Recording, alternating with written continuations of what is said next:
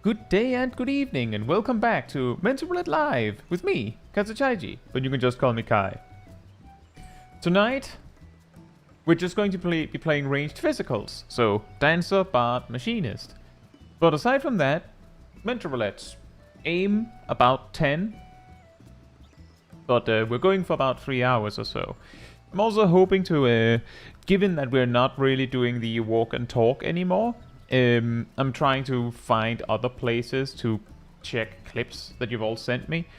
So we're probably going to do some of that when we're done with the roulette stuff. But that's basically the plan. Now, I just remembered that I forgot to change the name, the display names. Let's see about that.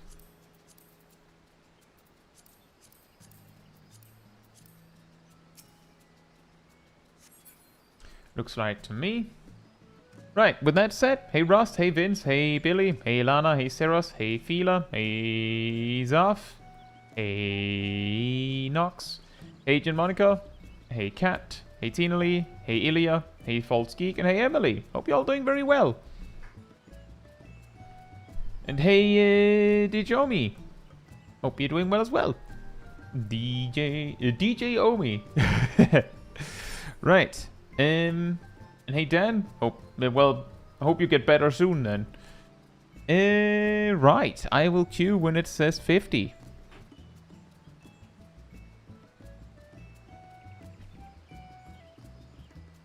DJ.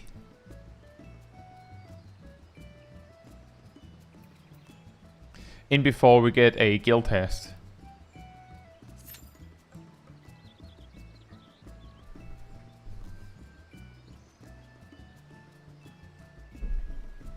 We might just get a Guildhest. We might also not. The worst ones are when we get a Guildhest that is so low level that I don't even have standard step. That's just sad.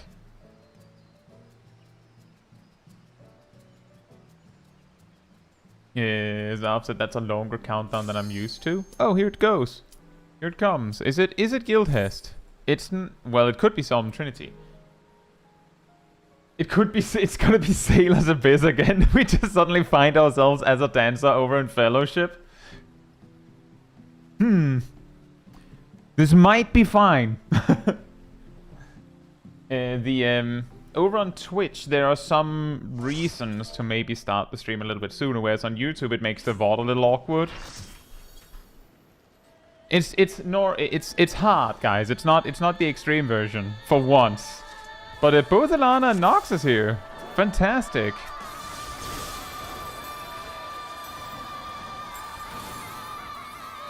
Yeah, jump scare. But the jump scare is the scream.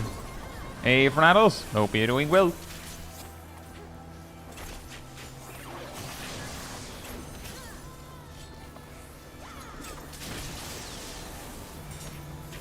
Imagine if I had close position right now. Yeah, I do the same, DJ. Like at this point, every time I see Ramu, I'm like, oh. Here we go again. Ugh.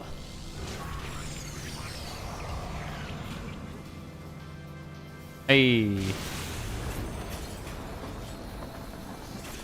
At least you're not starting with Praetorium. That would have been funny, though. Hey, Sally. Hope you're doing well. And Matthew. Could give someone else 5% more damage. How exciting. Well, I mean, could be funny. Uh-oh.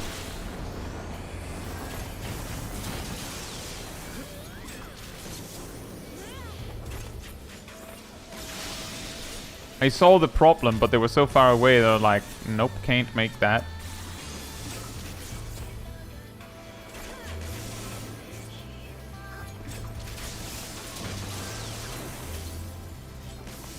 But that is basically where my eyes go immediately when I see that it's an A Realm Reborn trial is... Oh, is it extreme? No. Okay.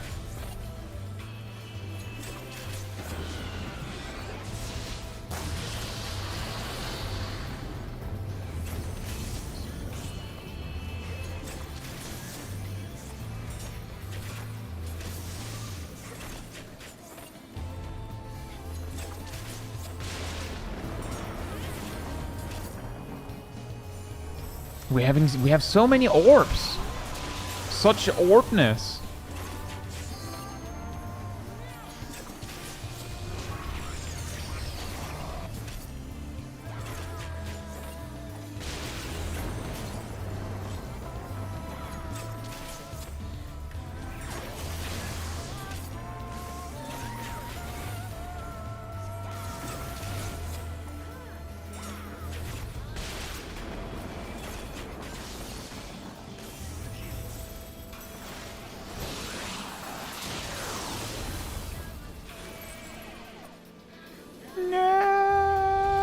Yoink.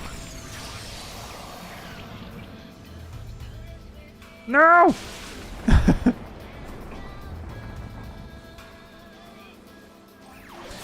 Well...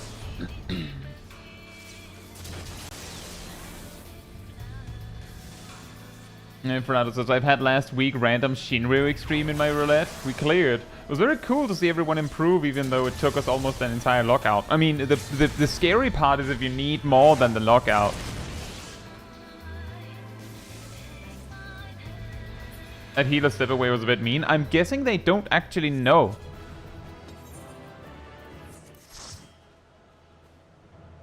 So they're like, I don't want to hit them.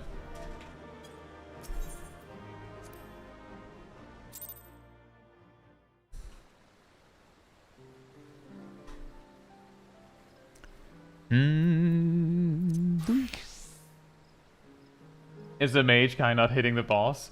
I tried my best. And yeah, also the dodge in the last moment is the worst, because then you can't, like, adjust.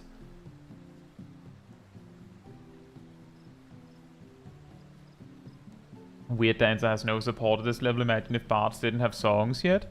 Well... I see what you mean, but technically Bard has downtime on their songs at that level.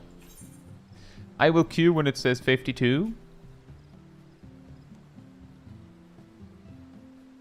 Imagine if you had standard step for Bachman. That would be quite something.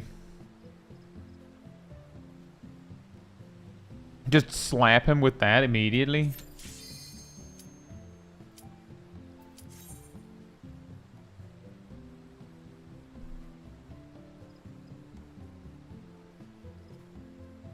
Oh boy, more trial!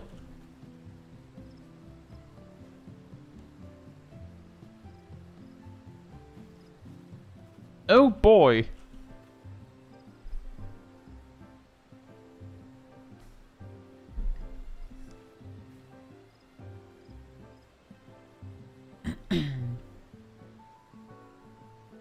Or maybe not.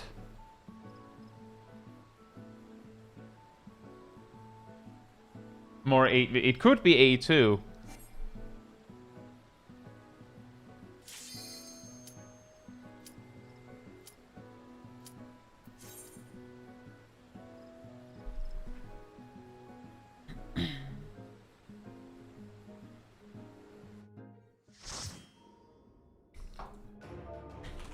There it is.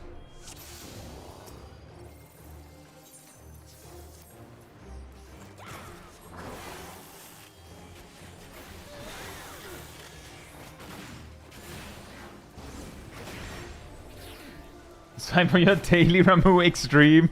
Okay, honey. Hey, Free Live. Hope you're doing well.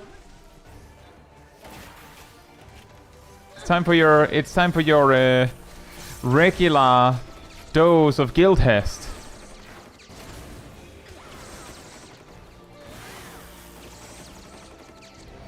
Do a spin. Do a spin.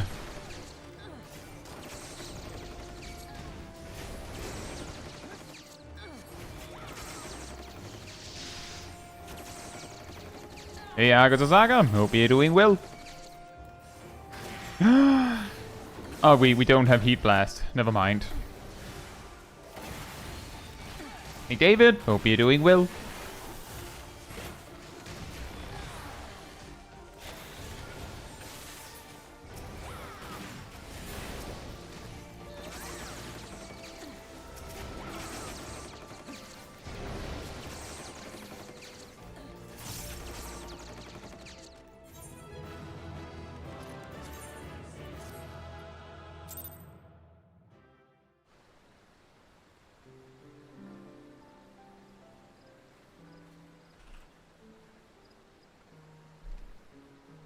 LQ and it says 56.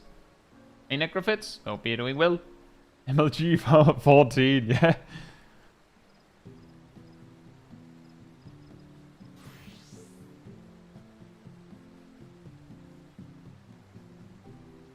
The difficult part about that one, Tozaga, is that in the same, like, the ones doing their MSQ will probably be doing that all times of the day, right?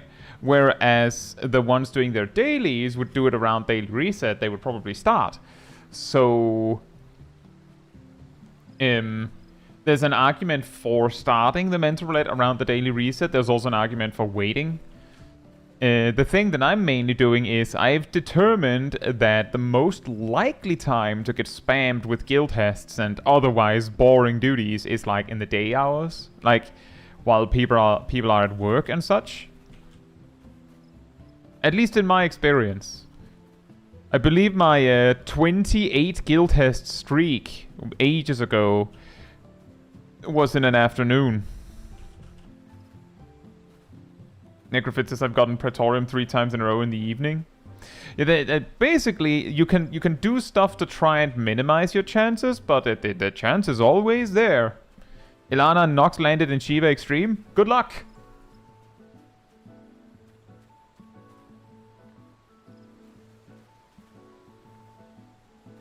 Queue the MSQ roulette at reset. Why would they queue specifically MSQ roulette on the reset?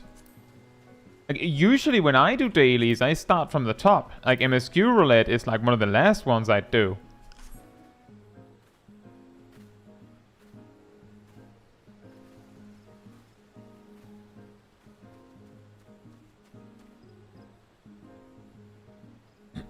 It's more like a question from me. Hey, Crab Galaxy, hope you're doing well. Maybe to get and finish MSQ as quickly as possible. Maybe. I guess maybe there's also like in EU at least, the daily reset is a little bit before, like, you know, like around evening, like around the time where, you know, maybe you're cooking dinner there anyway. So if you get if you get Praetorium specifically, that's really convenient. So then you might be able to cook dinner while you're doing it.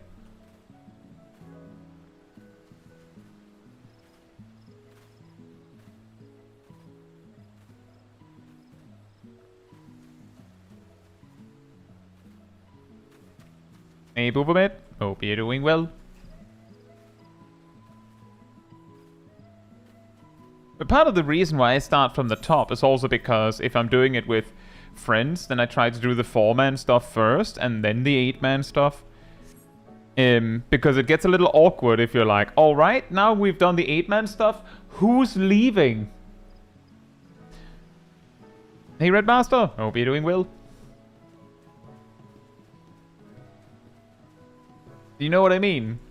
Like, well, now we're too many. Who's willing to scoot to make it so that we can do stuff? Or otherwise, if you're exactly 8, it might be fine if everyone wants to do things like expert, because then you can, you know, just split into 2 parties and it's fine.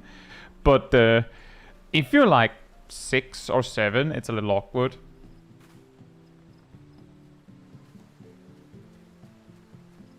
But yeah, me personally, it's very often that I'll simply skip MSQ roulette.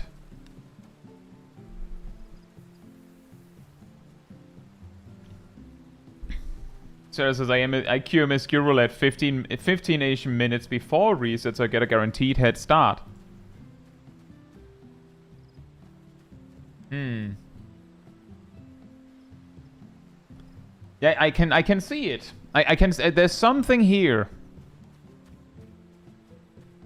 There's something here.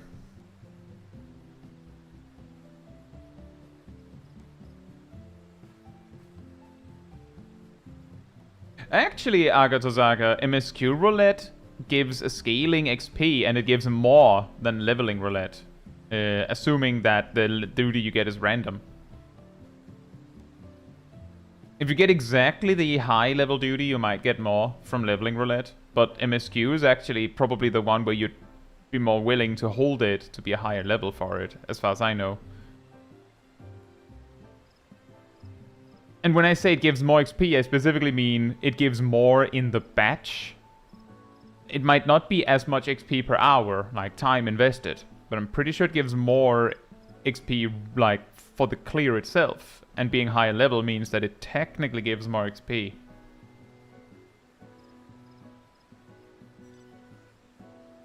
I'm pretty sure. It's been a while on account of the fact that I finished leveling all of my jobs like a month or two into Dawntrail, I think. Something like that.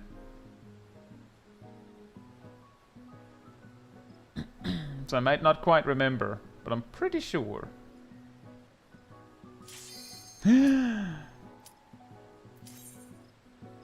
Is this the Ramu Extreme? It's... 010?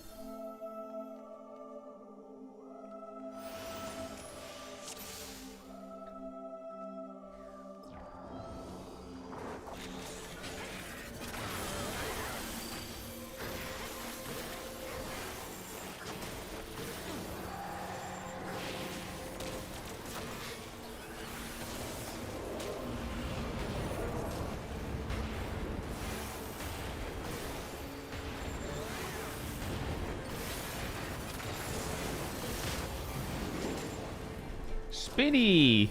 We've gotten this frequently enough that I kind of remember. If Wyveritsu, hope you're doing well.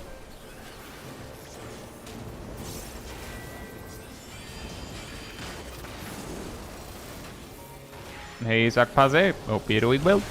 Oop.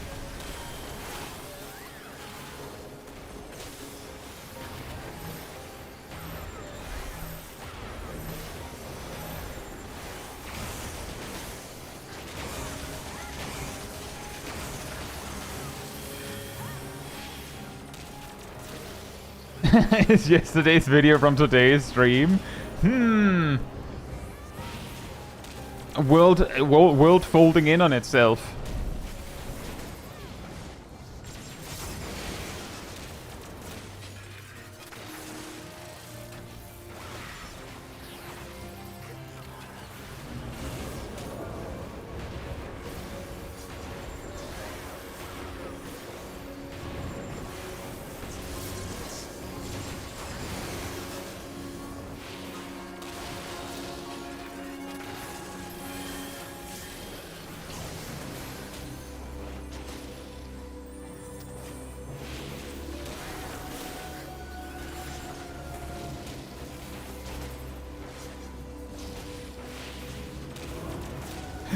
It'll be a cross AoE. Oh boy, cross AoE, and the boss is angled weirdly. Fun, fun, fun, fun, fun.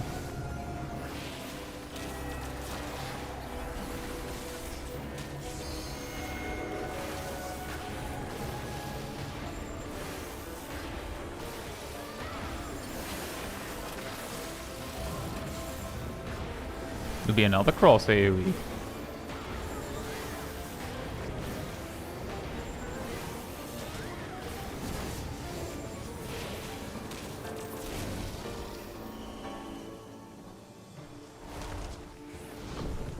Oh, hi.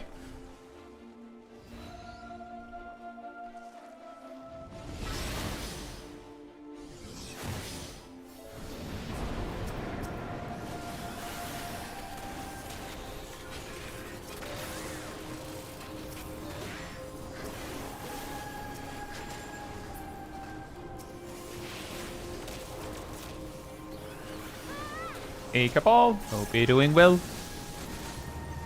We cleared, quote unquote. Was it did it feel like it was more luck than skill? Hey Lucas, hope you're doing well. I'm just gonna hold my gauge.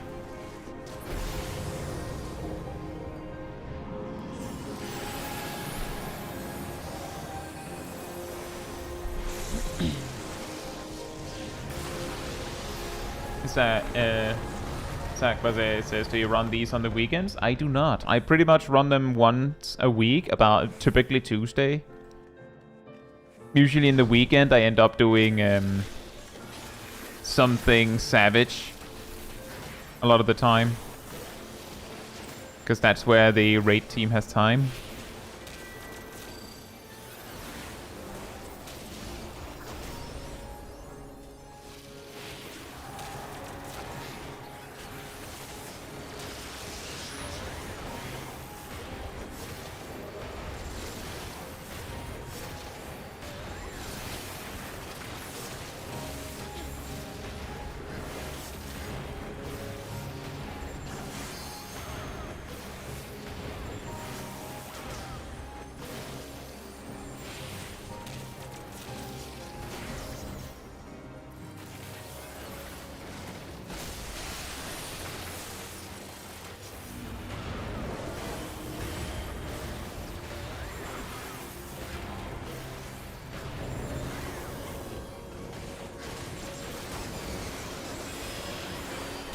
Nice.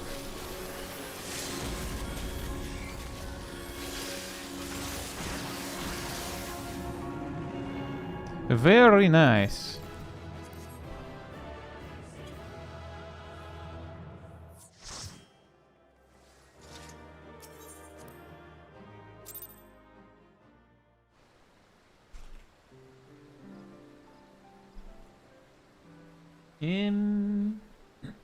Ramu has become a dragon.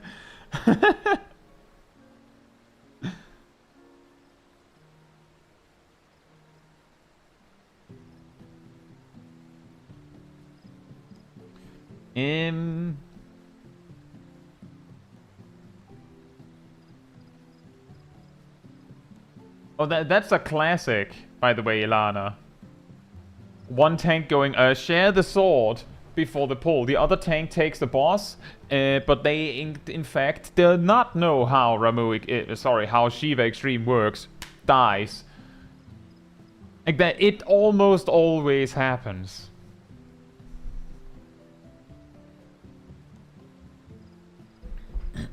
That whoever pulls, if they're not like the one making calling the shots, they're going to die immediately.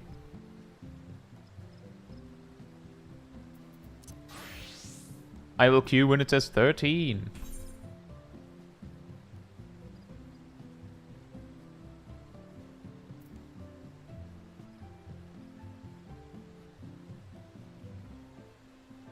But yeah, there's like a mix of reasons why I usually do mental roulettes early in the week. One reason is that I originally started doing them early in the week because due to the the video schedule, I edited them during the week. So I would if I just recorded them privately, I would do it Monday or Tuesday so that I had the footage I could start. And it's kind of the same reason that has led to how I do it now. The difference is that I'm some of you may know that I'm a few weeks ahead on videos. But in addition to that, I haven't edited last week's set yet. So if this stream didn't happen, I would still be fine in that regard. But that's the kind of reason why I usually do the mental roulette early, is because then I have it, so I can make it. And it's just been like that. It has just become the day that we do mental roulette. So I imagine some people might be like, "Oh, wow, he's doing the mental roulette again on the Tuesday." Like some people might be like going, "That's the favorite thing for me on Tuesdays." I don't know. So it'd be weird if I move it around a lot.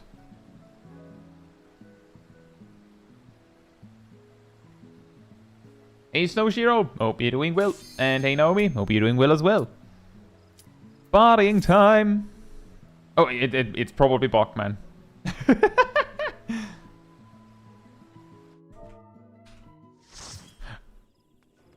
Yep.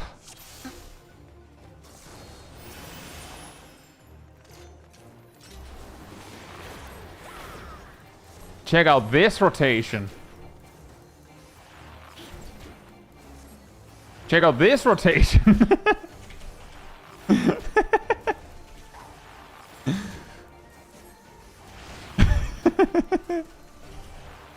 I got a proc! Hurry! Yeah! Nailed it!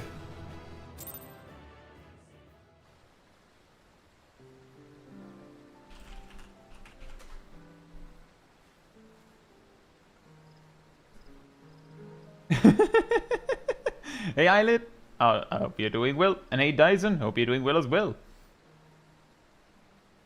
And Krakenmo, your favorite, right? Yes, that would be the only possible explanation as to why I do it so much.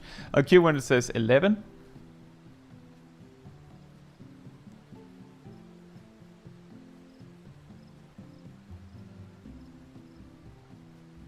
And it's impossible to know the answer to that, Akatozaka, because genuinely, what duties you get in the mental roulette can depend on what time of day it is, what day in the week it is, what day in the month it is. Is there an event going on? Did a patch drop recently? Does the patch give reason to do something specific? Has there somehow been like an influx of new players for whatever reason? Has there not been an influx of new players for whatever reason?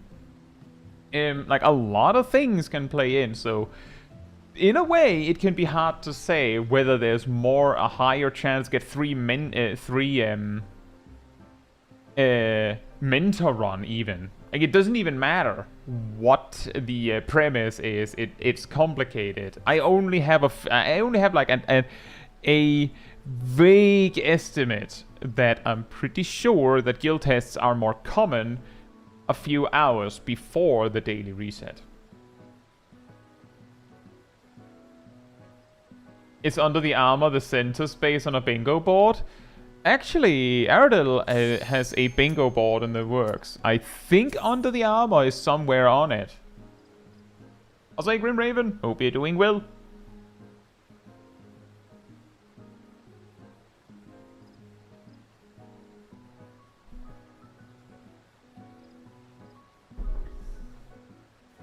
But yeah, it's really hard to say, Agatozaka.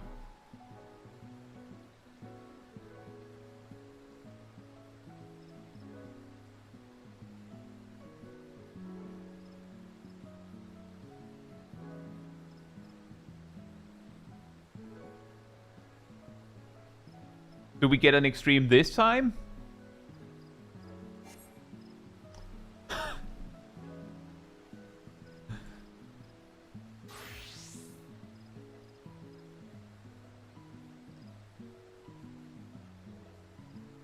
Yeah, there is a lot. There's definitely a leveling sequence, like a lower level bit Cabal, where Black Mage keeps flip-flopping on what it wants to do, but around, I'd say, like level 60 it is when it starts to like solidify properly.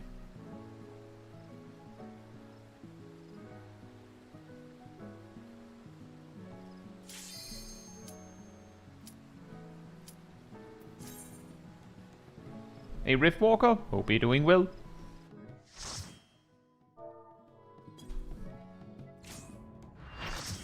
Hard. And Ilana's here.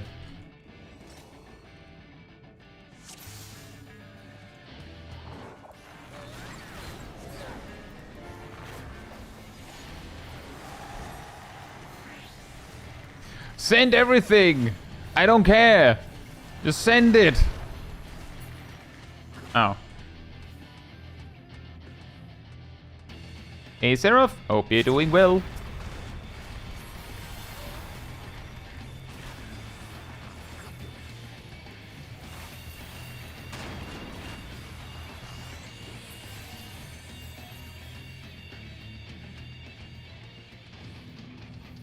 The transpose shenanigans don't work at level 60? Some of them do.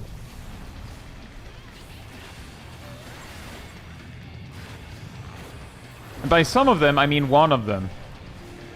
And by one of them, I mean technically, if you can line Blizzard, if you can line the reapplication of Thunder up nicely, then you can, you know, Thunder, transpose, Swift cast, Blizzard 3. It's rather specific. Ow! Hey Caprev, hope you're doing well. Dragoon spotted, there will be a yeet. Well, let's hope for them there won't be.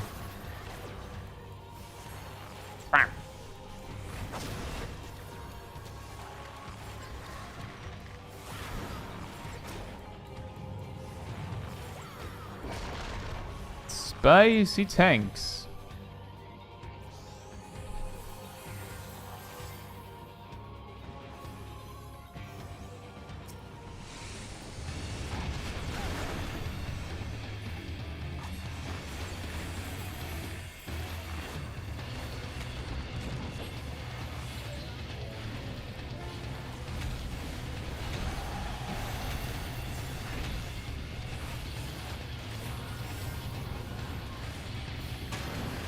Oop. Not quite a yeet, but something happened.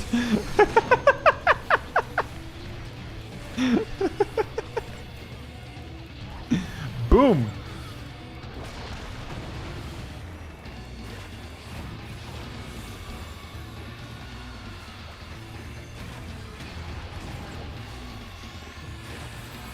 Dragoon and the floor reunited at last.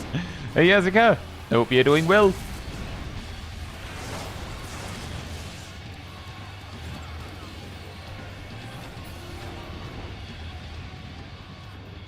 Hey, Aerodel. Hope you're doing well.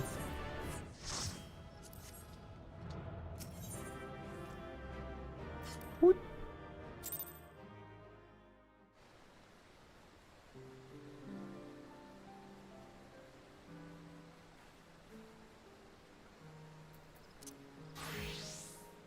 Don't mind me just doing my job, floor tanking. Someone's gotta do it.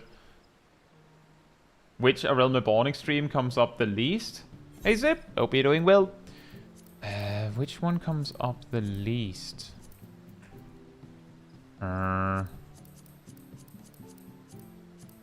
Just based on my experience, Thornmarsh. Which is probably for the best.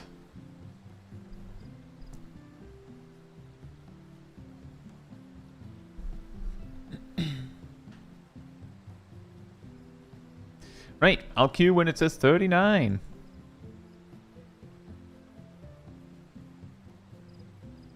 Leviathan has actually started popping a lot more for me recently. Which is also a little bit like with Ramu, because I said like there was a period where I got him constantly. Sometimes that period is now. But because I got Leviathan a bunch of times in a short period of time, I started to realize some tricks. The funny trick, quote unquote, is that the Leviathan himself needs so little attention that for the most part you don't have to use your cooldowns on him. Just hold them for the ads. Also hard difficulty.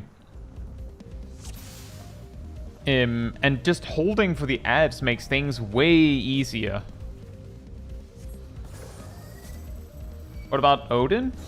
He's also pretty rare, but usually when people ask about Realm Reborn extremes, they don't mean Odin, even if, like, to some degree he could count, because he's, you know, he's not an extreme. Is this Trials Roulette? It feels like it, right? Today we're doing Guildhest and 8-man stuff. It's a new weird roulette they've added to the game. I don't know why they thought exactly that was what we needed.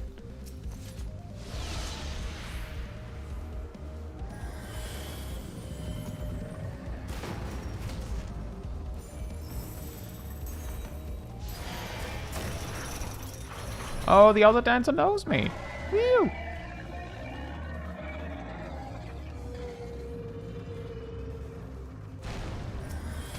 Man, I nailed that. Did you see that? That preemptive standard step 1 second in advance. I think Fukuro is, or our samurai is also in the Discord. I'm pretty sure.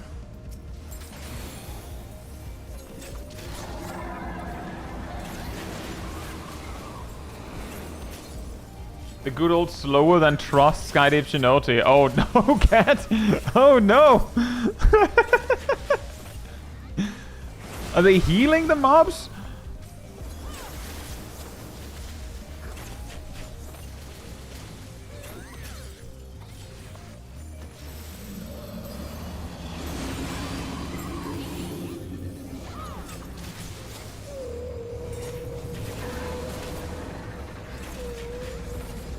8 men in Guildhest, also including Savage. Oh yeah, just a random mix of things.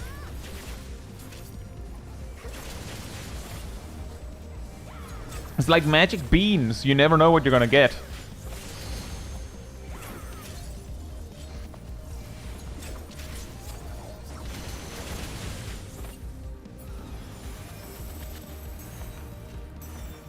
I might have misjudged this one.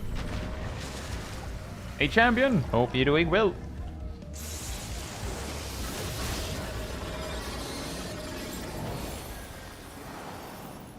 I did in fact misjudge that one.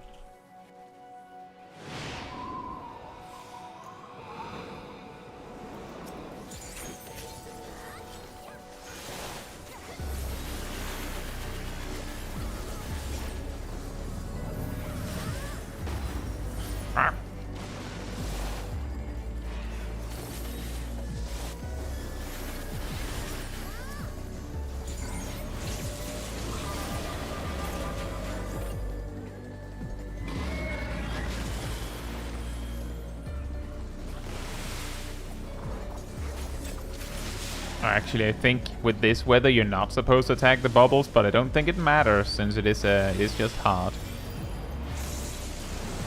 Then it goes blam, and then it goes blam again, and then it goes dragon killers.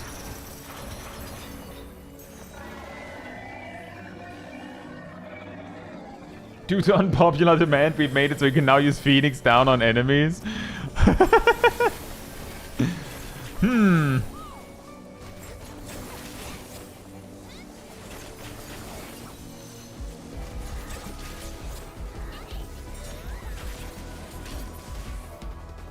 We did it!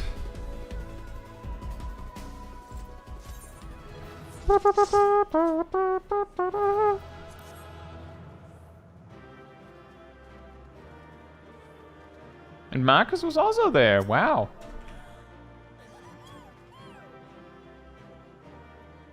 So many knowers.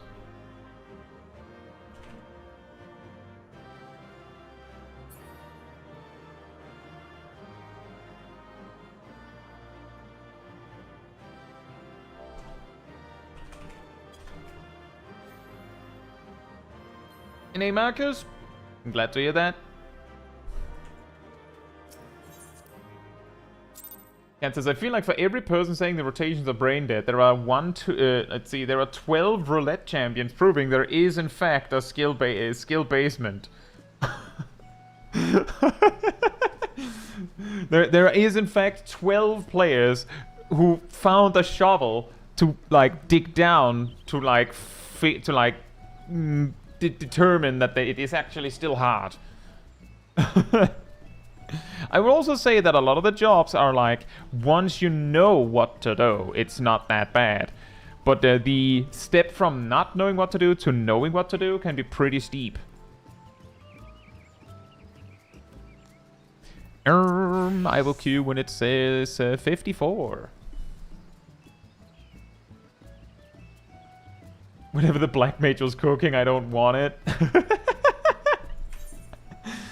It's always the black mages, isn't it?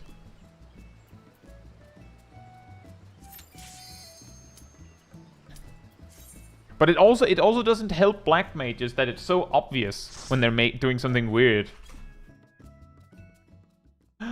We've been caught.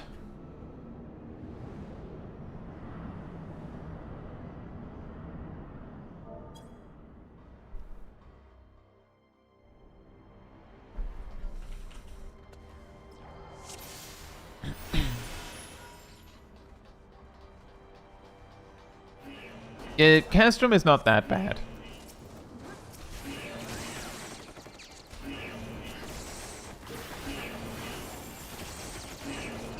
Hey Mandalore, hope you're doing well.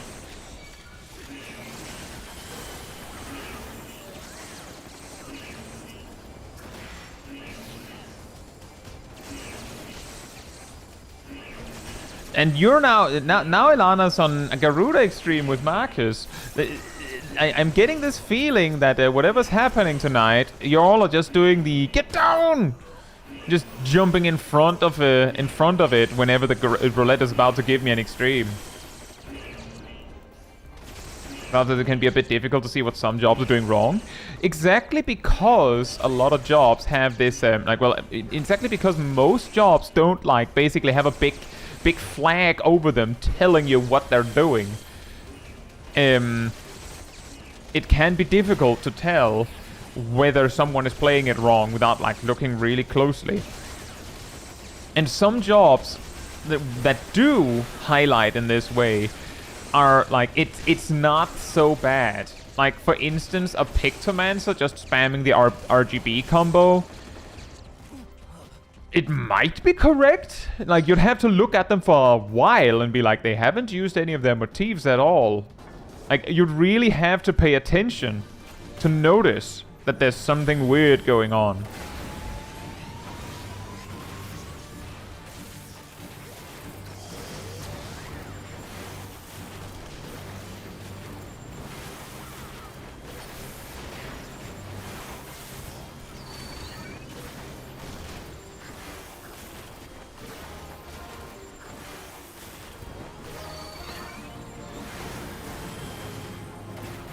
You're doing all the good. Yeah, exactly what I'm saying is, like, I'm just doing these this filler, and then you go and do the extreme. It's fine. It's fine. Someone's gotta do it.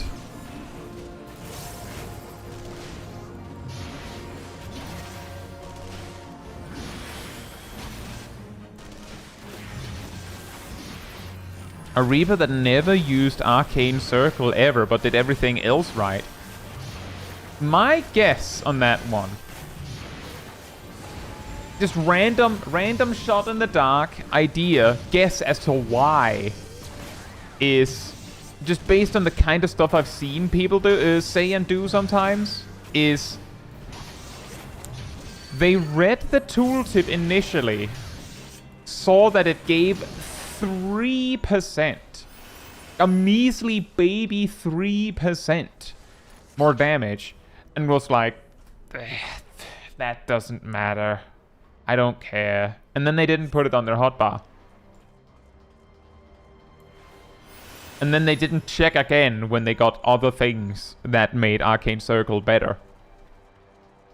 I have legitimately once or twice ran into someone who argued that some action is fine to not have on your hotbar at all because it isn't that impactful. And when I say, when I'm saying that, I'm referring to, like, actually impactful buttons, not something like, you don't need to have leg raise on your hotbar. It doesn't do that much. And that one, I would be like, yeah, okay, I mean, there are super niche situations, but yeah, fine. Like, if you're lacking hotbar space for some reason, that's probably one of the first ones to go. Yeah. But they would say it with something actually useful.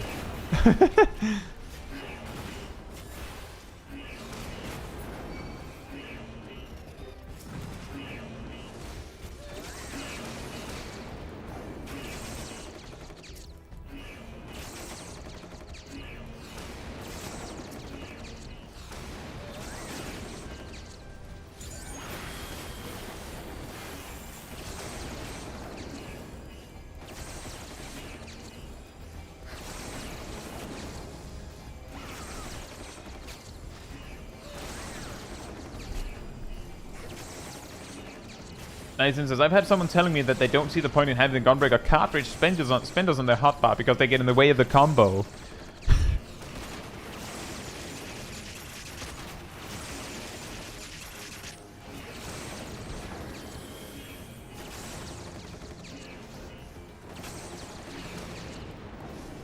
Bruh.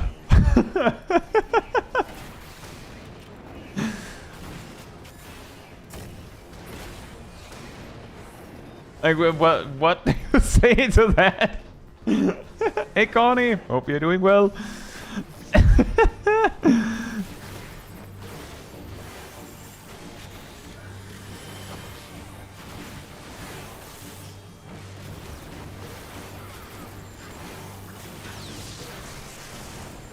The best possible explanation I can pull out of my sleeve for that one is some of you may have seen my short, Why Do Some Healers Not Attack? The stream it is taken from, right around that same time frame where that discussion comes up, is actually an explanation that I had to cut because 1 minute short, right? Where it was like, you can make the same argument for a tank. There are legit tanks that play Final Fantasy XIV who are like, well, I mean, Inner Beast doesn't heal me. It doesn't actually help me in the slightest with surviving, so that's a useless button. Storm's Path, on the other hand, that heals me, so that's good. That kind of stuff. The argument about not using cartridge spenders because it gets in the way of the combo is a little weird, because I'm like, so do they also skip solid barrel, or what?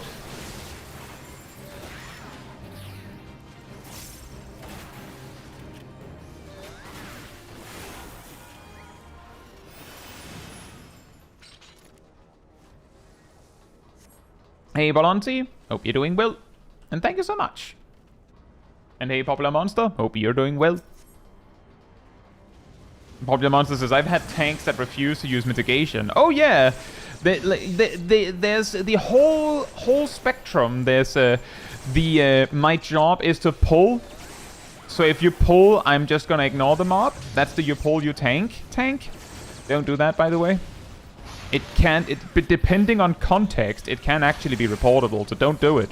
Just don't do it.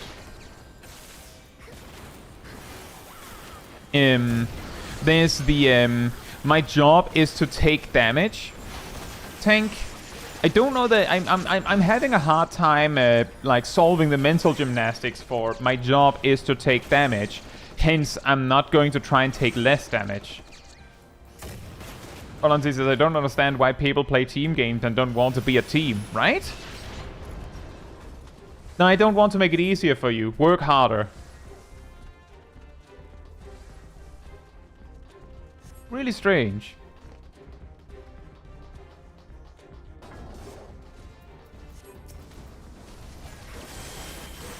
Hey King Poppy, hope you're doing well. But bigger numbers are better.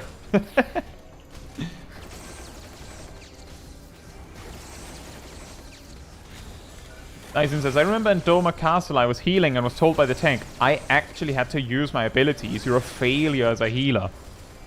What? Again, I don't understand what game they think they're playing when that happens.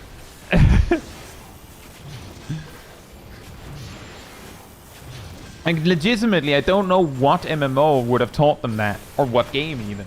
I'll say Nico Hallows. And Yuri, hope you're doing well.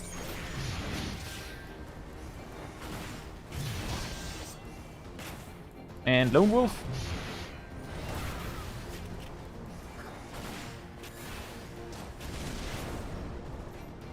That is actually an interesting point, Nico Hallows.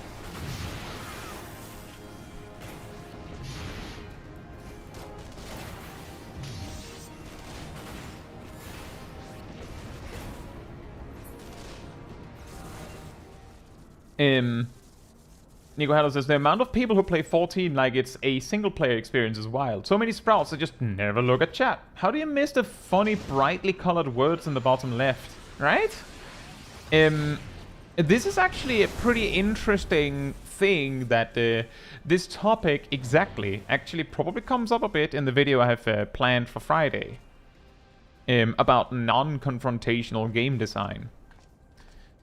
The long story short is that it is possible that Final Fantasy XIV especially has itself to thank for that. Because you can get really far in 14 without ever needing to teamwork.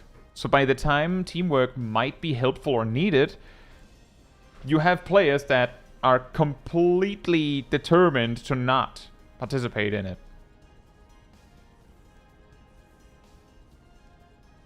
There's a chat window. Gustavo says, my friends don't like MMOs, so I sold 14 as also a single player game, and they are actually playing it for story. That is also an option, yeah.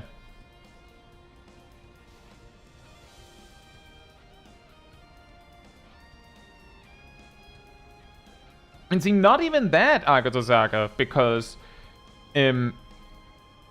MSQ trials don't necessarily require you to work together. Except for the tanks needing to hold aggro and the healers needing to keep the team alive. But technically, a lot of MSQ relevant trials, the DPS can just be derping around in the corner over there and it doesn't matter. Not really. And a lot of the time you only need one of the tanks when it really comes to it, and if one of the healers have at least 2 brain cells, you might be fine. Like, I'm exaggerating a bit here, but it's not too far from the truth, is it? Zayn Imryu, hope you're doing well. Invite them to the Sprout network. I mean, maybe, but will they read that? Zay Dead Man, hope you're doing well.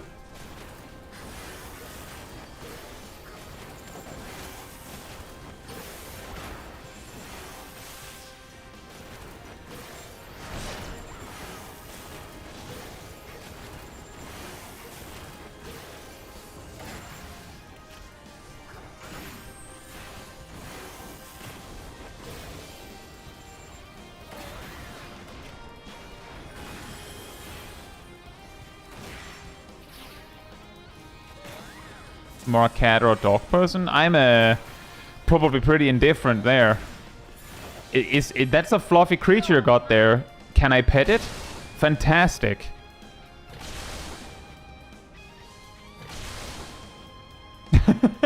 Guy's a lizard. Actually true. Yeah, I'm actually a lizard.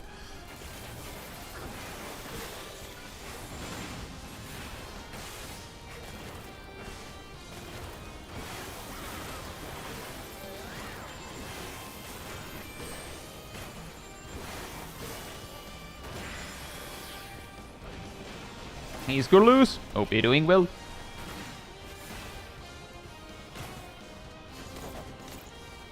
Face triple weave. Yeah, I forgot. And I don't want to wait a whole 1, 2, 3 to use my reassemble.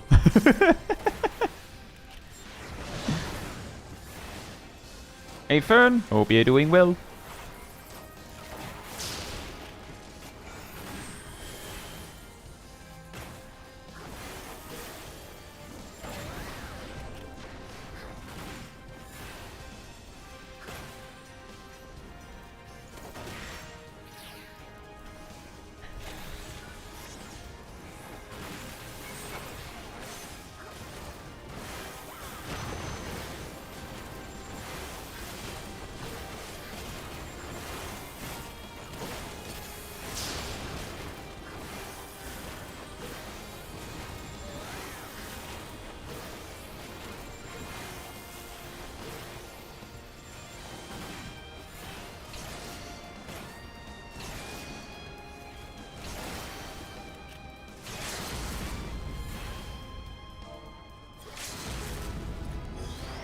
Oh yeah, indeed. Oh right, the LB didn't get used.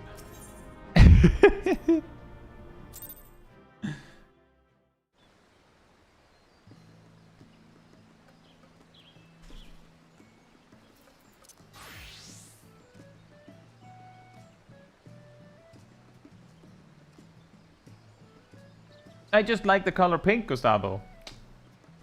That's all there is to it. It's actually pretty simple. That's the story.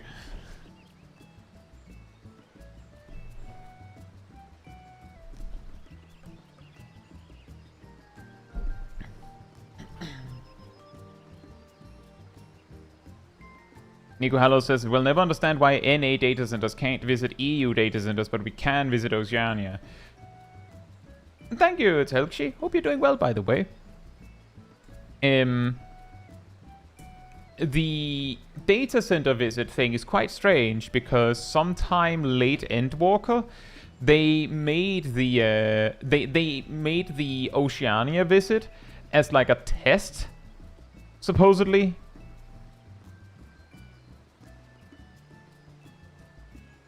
And then with Dawntrail, they just decided to not close that option. Like, it worked fine, but the justification that has been given primarily for why travel between other data centers has not been opened yet or ever, like, I don't know, is because they have some concerns about various things. We've talked about this on stream before, actually. But essentially, one example is cultural differences.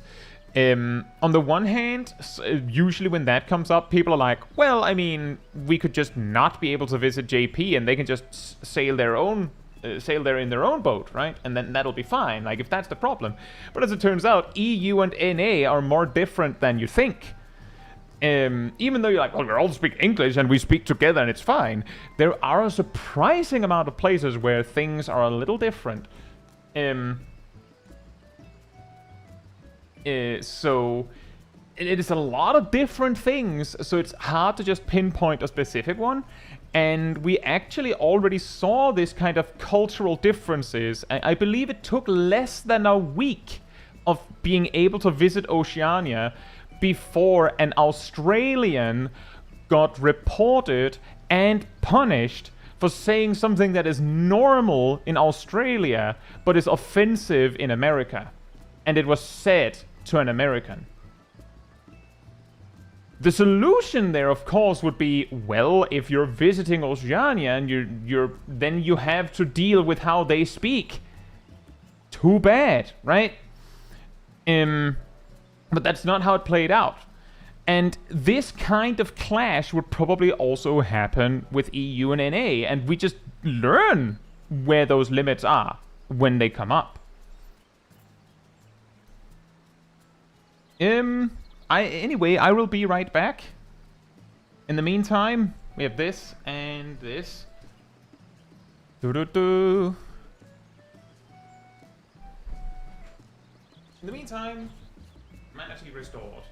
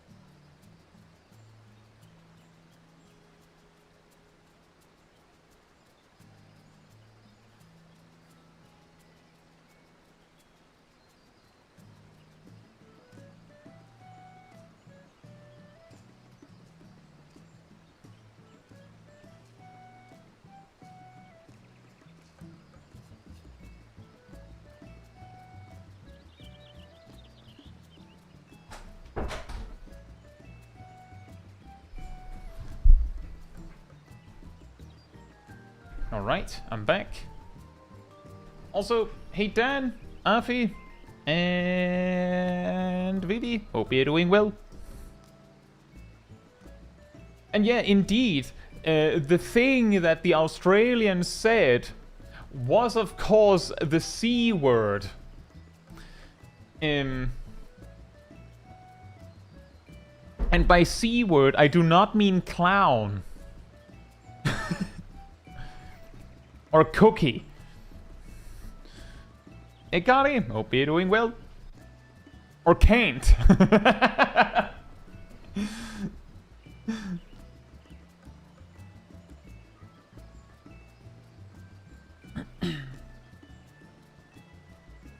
Must be Creek.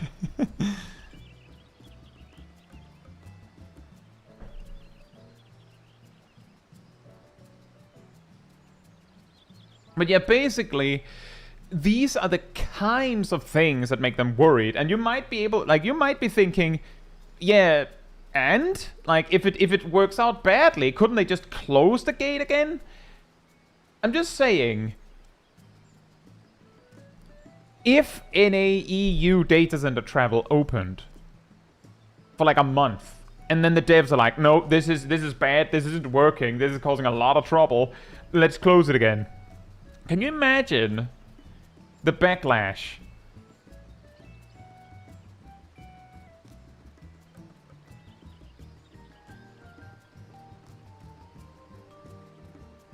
Well, Agatosaga, you don't get banned in Final Fantasy XIV for saying anything in particular.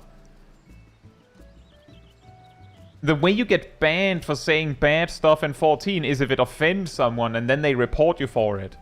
So technically, if you call someone something and it's offensive, then that could have repercussions. There's just the detail that a British person calling another British person that probably will not result in a report, right?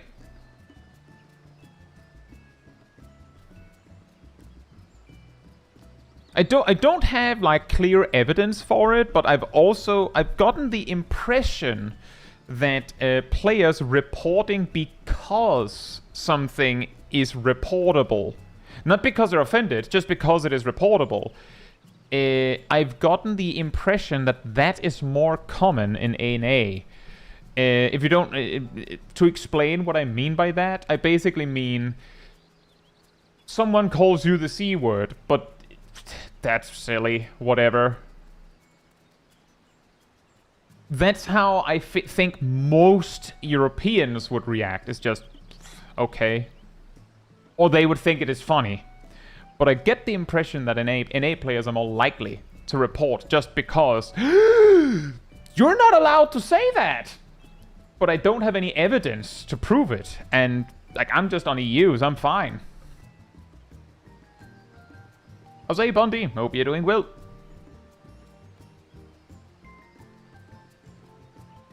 And Poziomika, I hope you're doing as well. And Martian.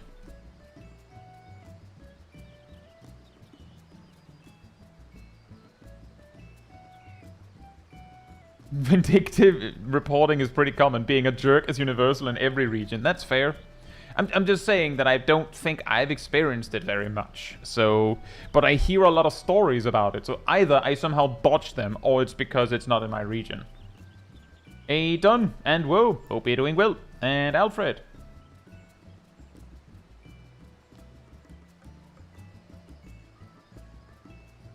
And that is also a, I don't actually know, Poziomika. I don't know what the correct option there is. And that is also a good point, Bundy, that there was that cloud data center, and then they just never referenced it again. Like, what happened with that? Anyway, I will queue when it says 36.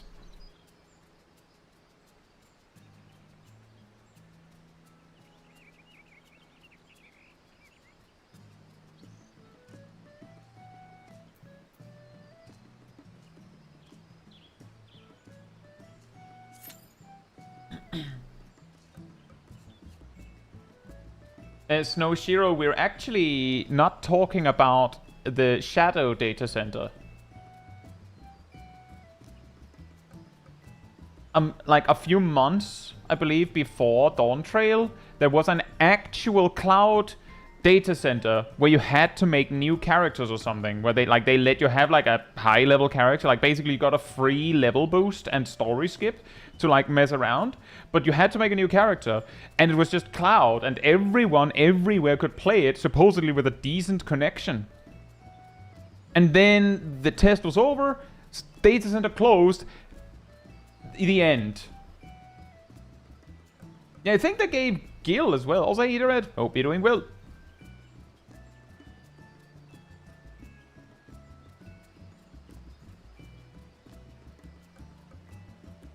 Well, Poziomika, wouldn't there be a similar argument for old ultimates?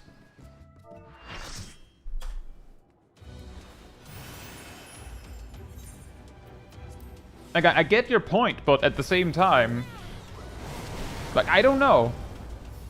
On account of me not having done very much of that content, I feel like I'm not the correct person to, like, decide that.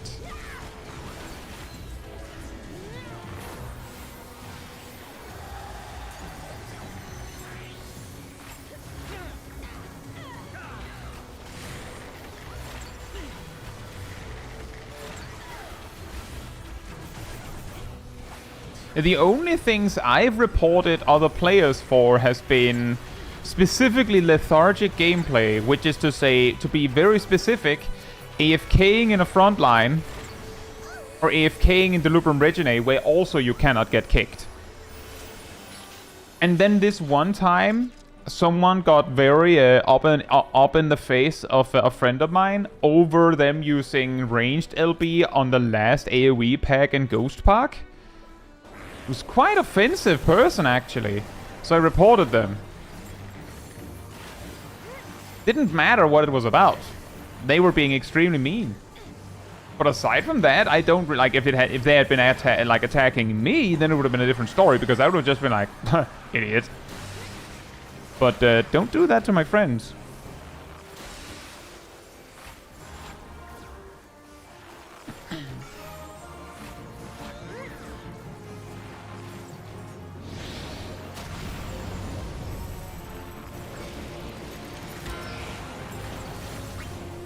Well, actually, Poziomika, it seems like the devs have decided that that it's not only ultimates that have to be permanently synced.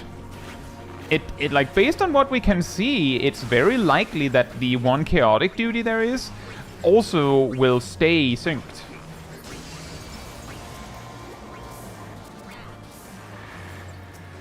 What I'm basically saying, Poziomika, is that there is precedence for some content in Final Fantasy XIV just never allowing you to do it unsynced. And it seems like the devs have decided that that Criterion are among those duties.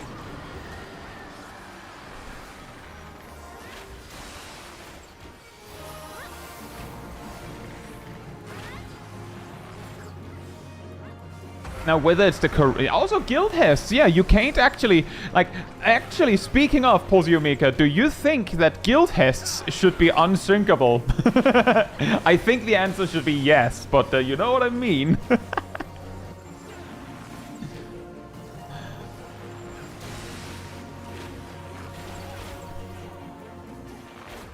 It's really funny. Just randomly that they're like, oh yeah, Guildhest? No, you can't unsync those. You can't even do them alone.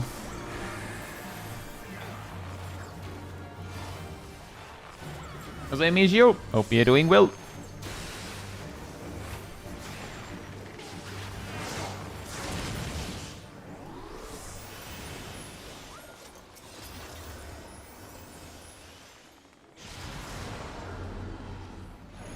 Indeed, Dan. That is actually, I'm pretty sure. And part of the reason why I queue Mentor Roulette in the evenings rather than like in the afternoon or something is specifically because I believe there is a possibility that it's more common that people will do something like that on Chaos, for instance, in the afternoon where people are at work anyways.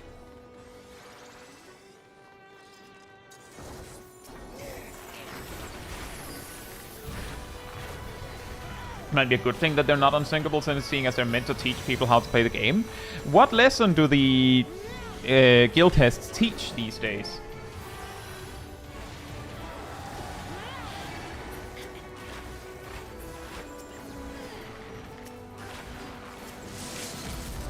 Should probably use that. Never mind.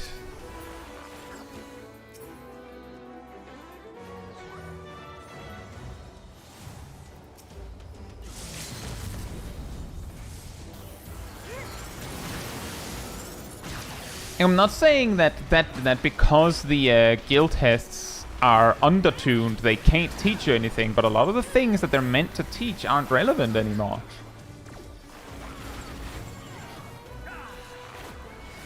And the funny thing about that, Snowshiro, is that I've been told that Guildhests were not that much better at what they're doing on release.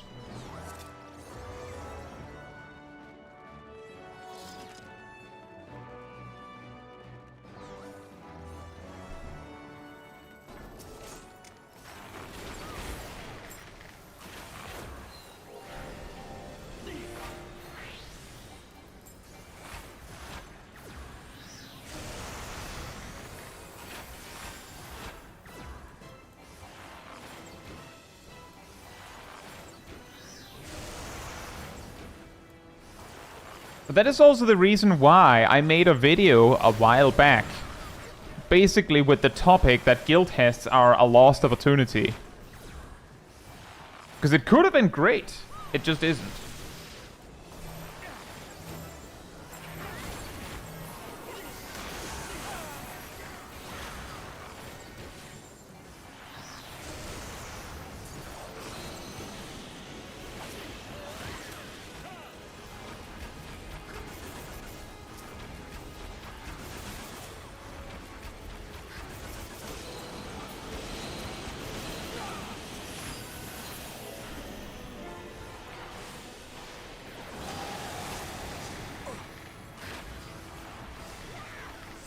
Thank you, Erdl.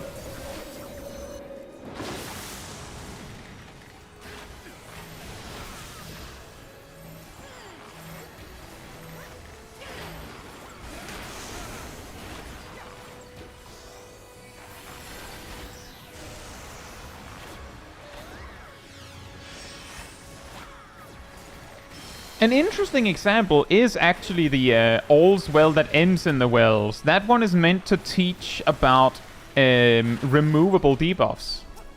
You know, Ishuna. But every single debuff in that duty is removable. Every single one. And the duty also predates the introduction of the blue line, indicating that you can, in fact, remove a debuff. Because that wasn't there originally, apparently.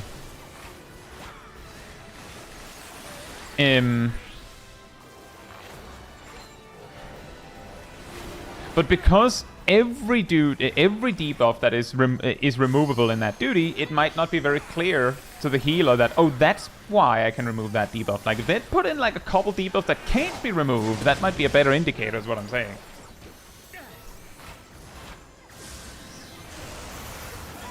There's also the part that, again, the duty is over so fast that you might just miss it.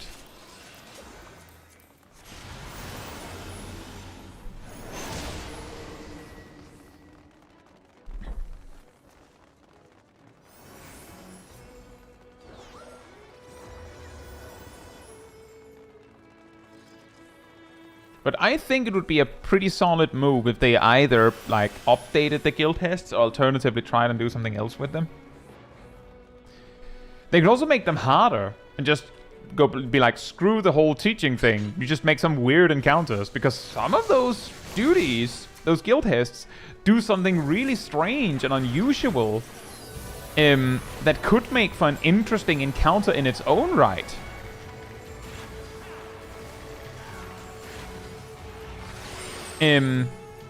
If only they all they'd have to do is basically scale it up so that it is challenging. Chaotic Guildhests win. Yeah, exactly. Chaotic Guildhests.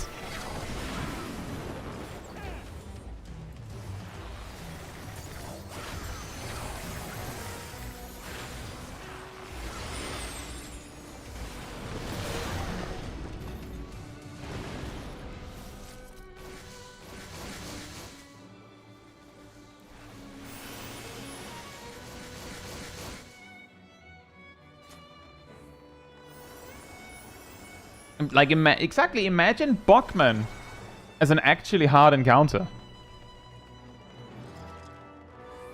That could be crazy.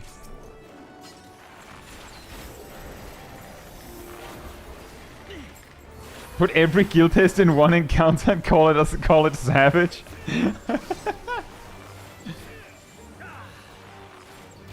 With all the skills that has been added to the game, is it still comfy to play on controller? The game has, since several years ago, limited itself to around 3 hotbars at most. I would estimate that probably at least since Stormblood they've limited themselves to that, which means that if it was comfortable to play on controller back then it still is now.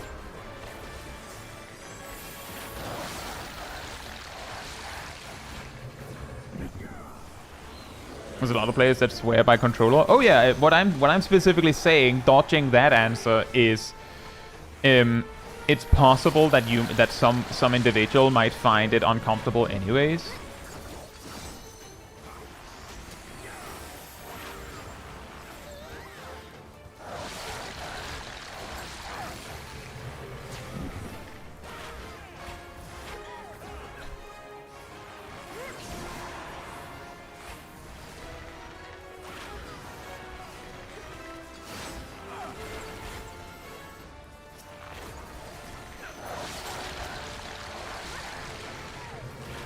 I wonder if they're fine in the belly.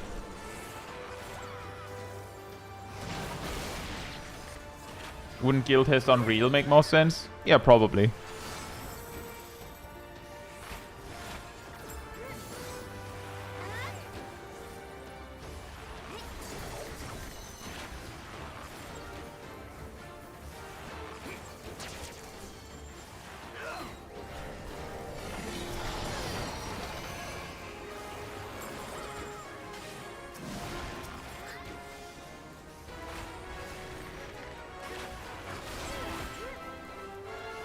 I also have never tried playing 14 on controller, so I wouldn't be able to say very much on it. All I can say is, like, refer to the past, as I said. Then I'm like, yeah, well,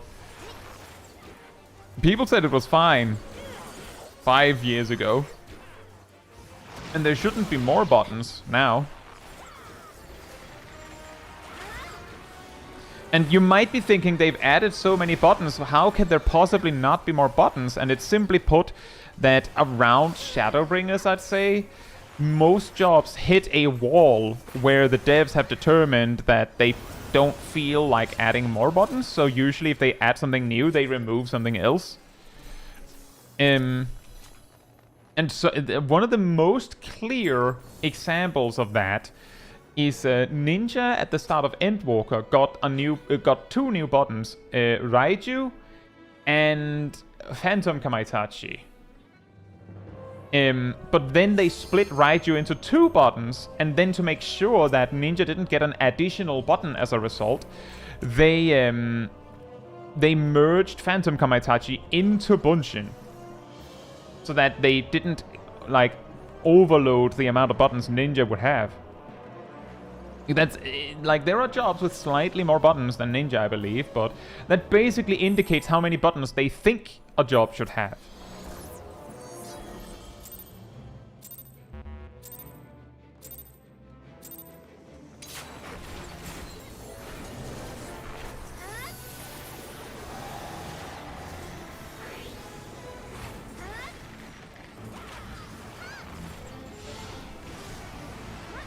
Yeah, Scholar is also an interesting example because due to them having a pet that makes sense to move around a bit, they get like a few extra buttons as a result. Ah.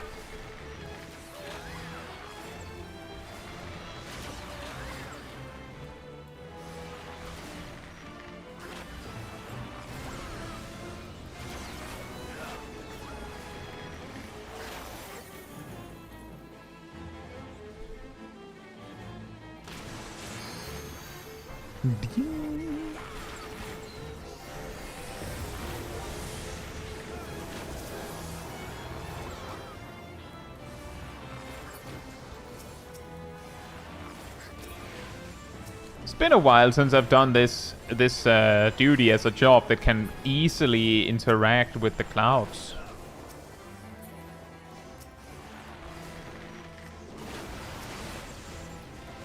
Usually I end up here as like a mage. I'm like, yeah, maybe if I have an instant ready, I can hit something.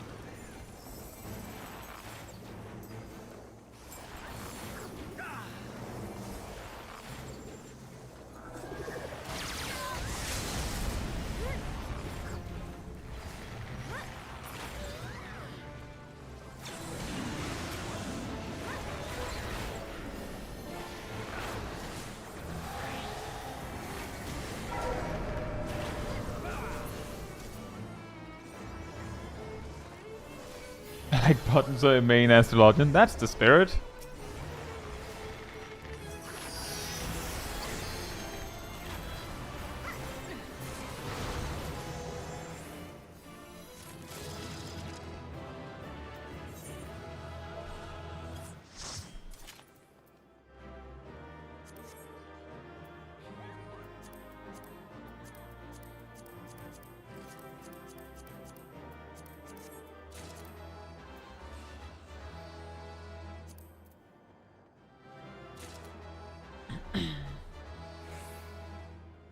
Hey Tranbo, hope you're doing well.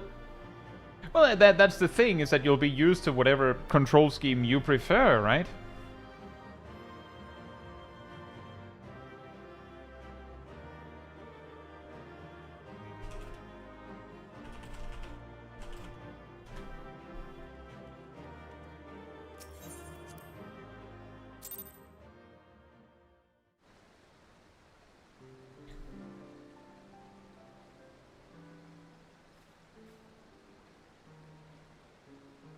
When is the Boja stream? I don't know if there ever will be one, to be perfectly honest. Back in Shadowbringers, I did basically all of the Boja I ever wanted to do.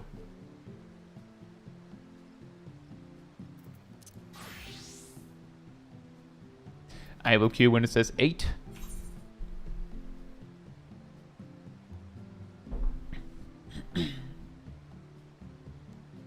What about Eureka Animals? I don't think that'll happen either.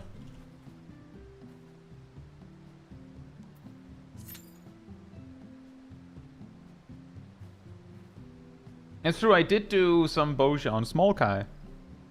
We have also technically visited Boja on this character, I believe. Briefly?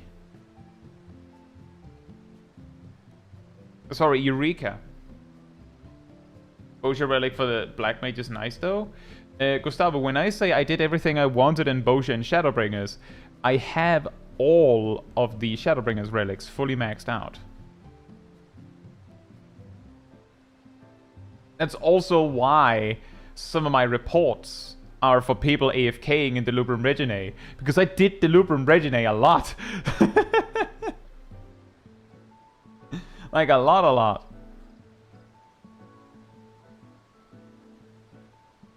Because it was the most efficient way to get those things.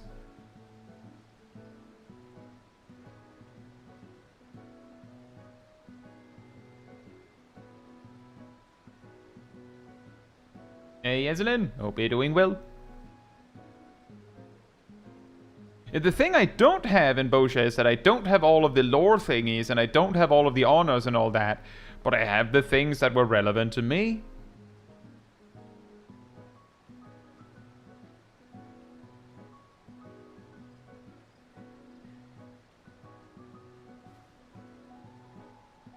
But in regards to Eureka Animals, or just Eureka in general, what kind of becomes a problem is that to get stuff done in Eureka, you might have to like plan it with a lot of people, and that's just not going to work, I don't think. Not on my end. Besides, I just don't like Eureka very much. No hate to those that like it or love it. I just don't. I have told this story before, but basically in Stormblood... Oh, 9-minute replacement. In Stormblood... Oh! This feels familiar. Replacement in an extreme. In Stormblood, when I got into the game, I reached max level, but I came to this game instead of WoW to be more casual, so I didn't want to get into raiding or anything, so I didn't do the normal raids, I didn't do the alliance raids, I didn't know, like, their significance. Or how casually minded they were, so I just avoided them entirely, which meant that my endgame was Eureka. And I came in while it was just the first 20 levels. I reached like level 19 or something, and then I was like, this sucks. I don't enjoy this. And then I quit. I came back when I learned that Blue Mage was in the game.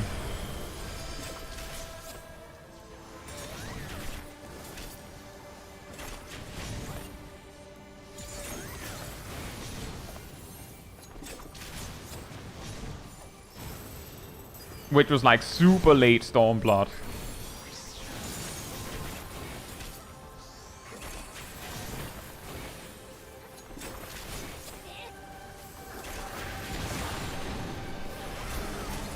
I think we will have a dead tank soon.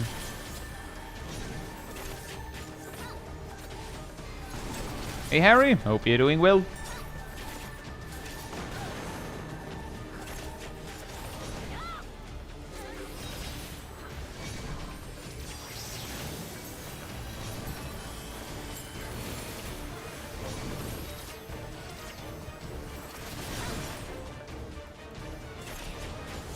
Yeah, thank you, Blue Mage. Yeah, and I basically never make content on Blue Mage now. Weird how that turned out.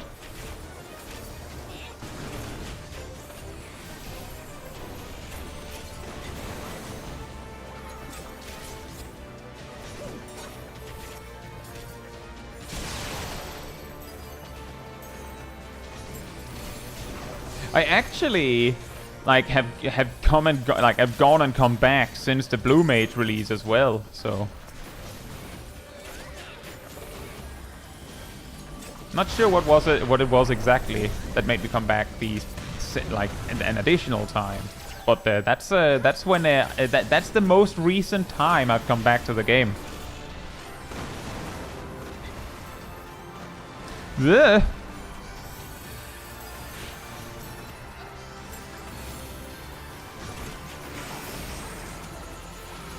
Hey Shaq, hope you're doing well.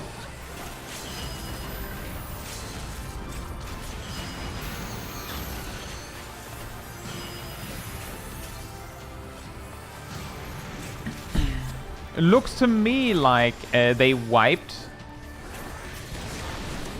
either once or twice to the orbs.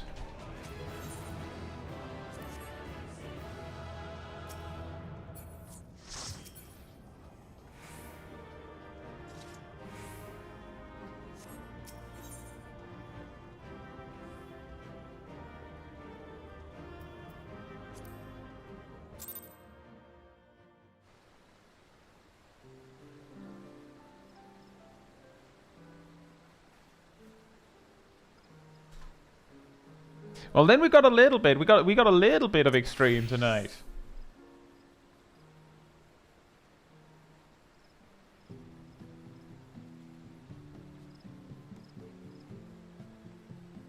Yeah, exactly. A win is a win, indeed. It's my favorite limit break.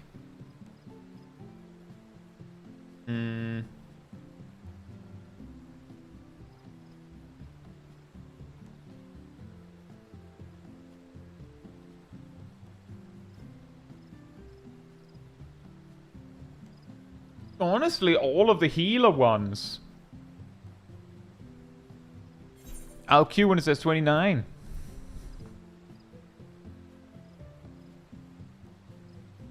Yeah, Technimachri is particularly awesome. Looks like a tree made of data or something.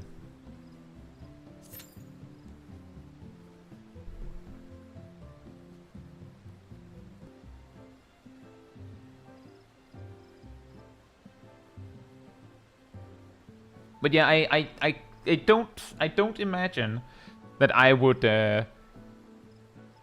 get super deep into Eureka, because it's just never been interested. There was actually, I believe it was on the first Heavensward Relic stream some months ago.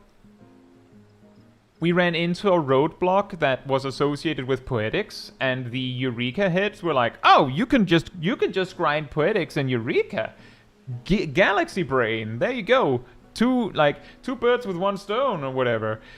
Turns out that the Poetics don't flow that fast. Like, technically, if you're there anyway, you'll suddenly have a bunch of Poetics, but if you're there specifically for the Poetics,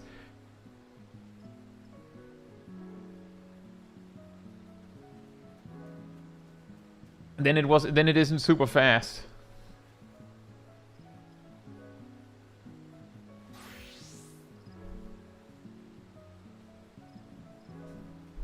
There's a lot of awesome limit breaks. It's just, if I should pick, like the ones that are ranked highest for me are probably all of the healer ones, and indeed, I actually thought of the Sage one first. And it's simply because all four are super flashy, but also the associated effect when it actually turns the tide.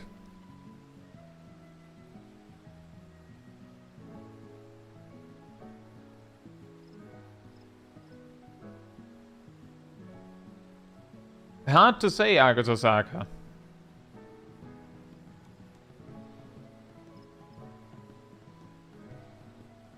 The easiest relic... Actually, it's not hard to say. The easiest relic to passively farm with daily roulettes are the Endwalker relics, and it's not even close. And I don't normally say that, so you know that I'm serious when I say it's not even close.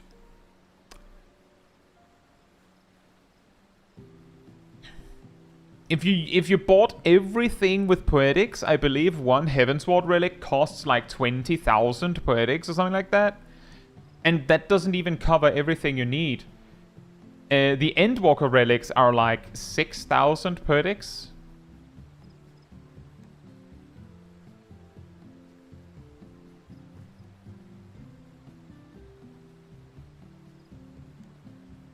And that's for everything. Like, the first one is going to take a little bit longer, but, I mean, the Heavensward ones are going to take even longer than that. But there is a lot, like, if you're looking for something to invest your Poetics in, then the Heavensward relics are the ones that require the most Poetics. So, like, you can just start investing. Like, there's a reason I have, like, 450 Umbrite.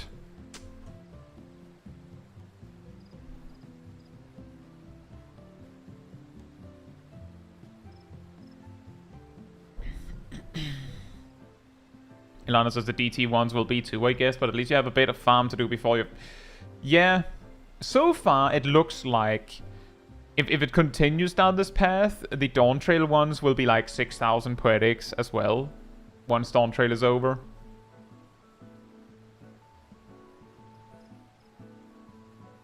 Hey Haunted Mask, hope you're doing well. Jose Travis, hope you're doing well.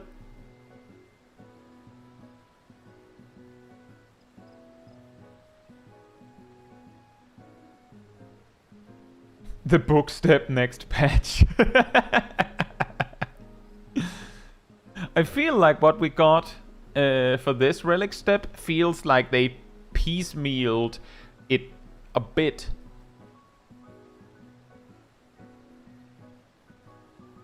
We'll see what happens, I guess.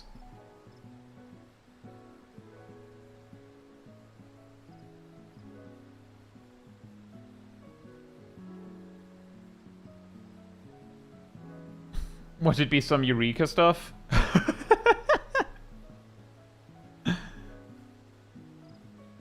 I mean, I'm just saying, small defense of the developers here is that when this patch's task was revealed and it didn't require the Occult Crescent at all, a lot of players took it as a sign that the developers have given up on Occult Crescent.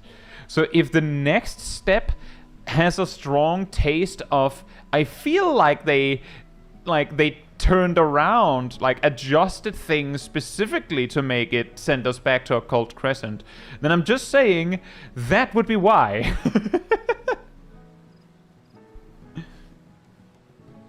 And yeah, exactly, actually, precisely, Redmaster. This was actually something that I'm pretty sure I covered, or at least talked about, maybe on stream, in Endwalker, that the Endwalker relics, basically just being just pay, and that's good, is very, very mid at best when it is current.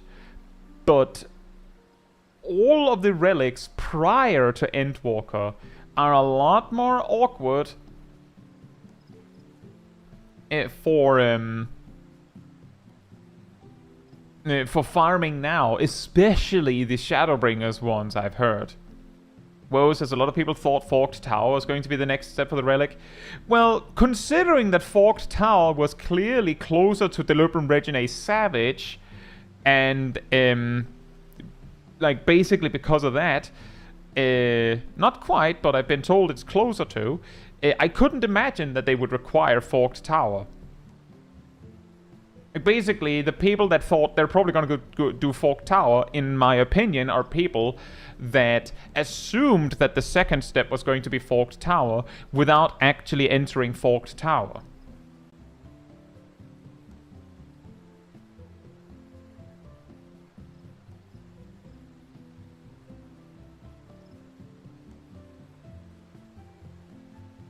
Then just both Shadowbringers and Eureka just farming fates. Shadowbringers also has steps where you have to do something like where one of the solid options is doing Delubrum Reginae or Castrum Legislatore, and those just don't pop very often, I've been told. And also, as Ilana says, with each expansion, there's more and more and more and more jobs, which can make it like. To be fair, why should they reduce the amount of effort per relic just because there are more jobs? The people that want all of the relics surely would be overjoyed that there's more to farm. But there is an argument to be made that each expansion means that there are more relics and more grind each time.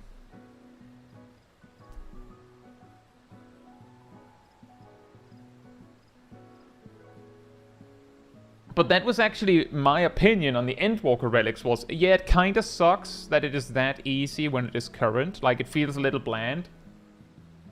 But now that it is no longer current, it's kinda nice compared to the Shadowbringers ones. Like specifically the Shadowbringers relics, I'm not joking.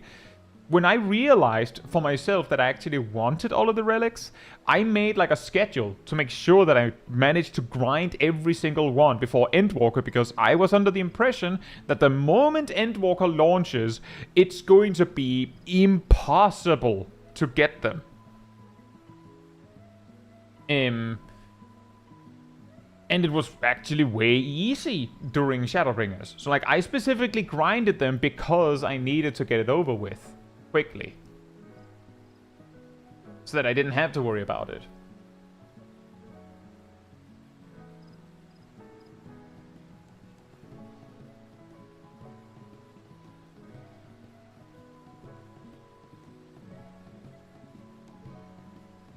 Rose says, I imagine Eureka has a nightmare to do now. I don't know if it's outright a nightmare, but I can say, is the roulette broken? Well, I think it's just DPS. It just DPS things.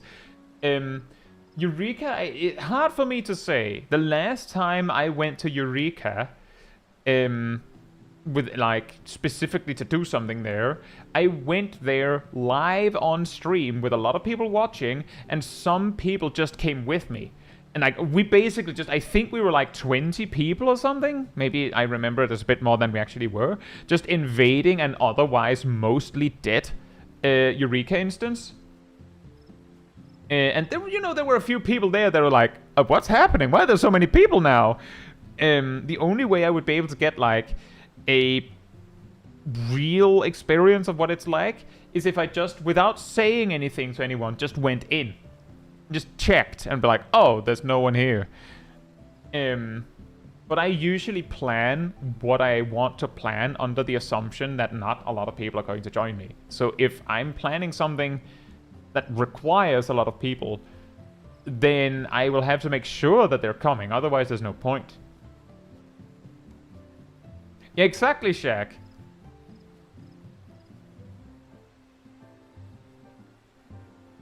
And also true, Deadman. That is actually precisely what I mean with to get stuff done in Eureka. You kind of have to plan around other people.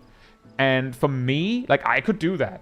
I could do that, but it's like, if I want to do like a Eureka stream, I usually plan it like a week in advance.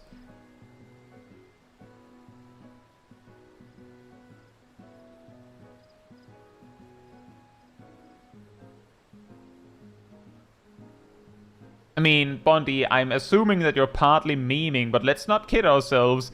The difference between Endwalker and Dawntrail is at least an increase in complexity.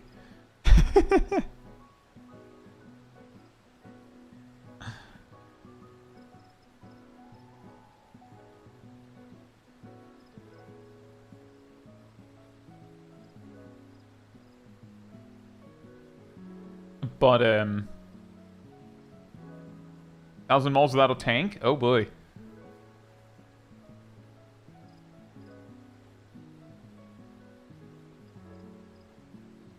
But yeah, because of those kinds of reasons, I don't, like, one half is me going, I don't enjoy Eureka. Another half is me going, it takes planning to get stuff done in Eureka.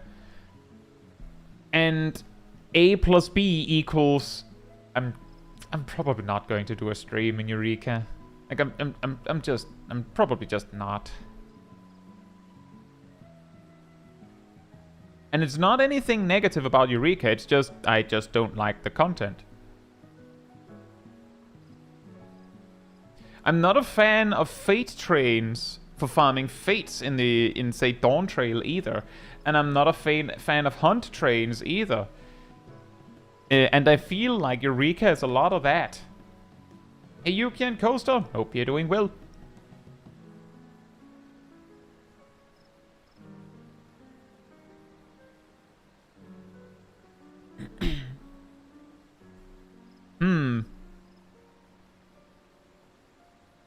I think maybe the mental roulette is broken.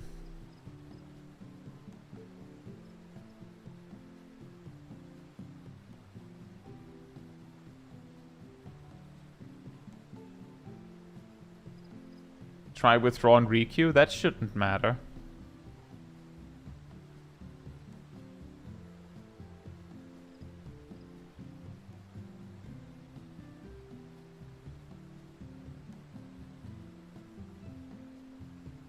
Blade Extreme in.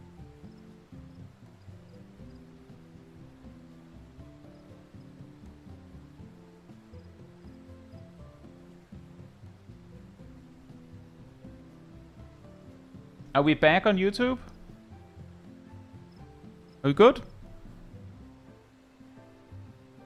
Mayfair Day, hope you're doing well.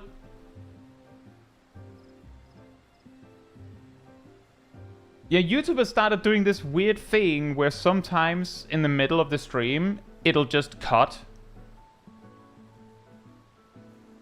And then I like restart the connection.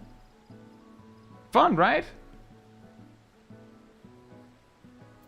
Dragon Lord says, how do you do the spinnies? You mean this?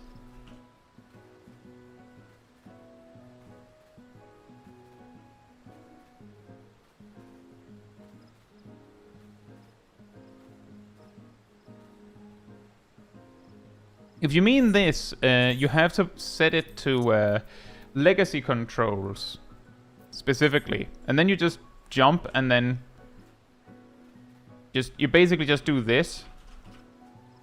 Run around and you just do it mid-air and you do spinny.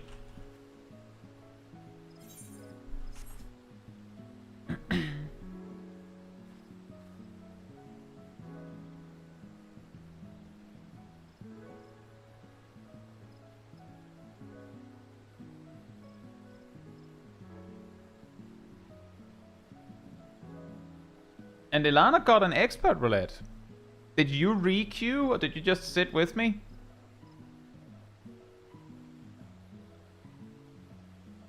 Christopher says, can we match with you from the light servers? No, you cannot. You have to data center travel over to Chaos.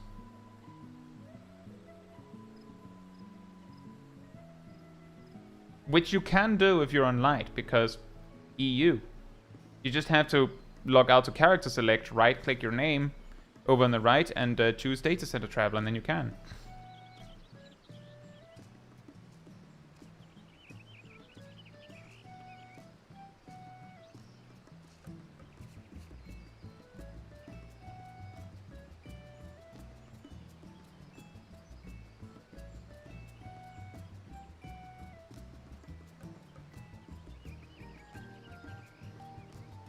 Right, Dyson, good luck.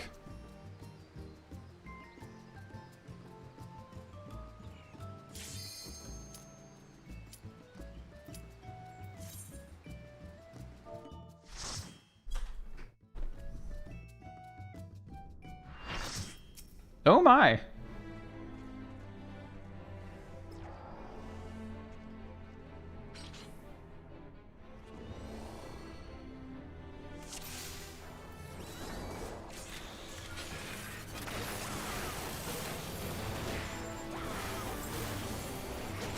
The system lives.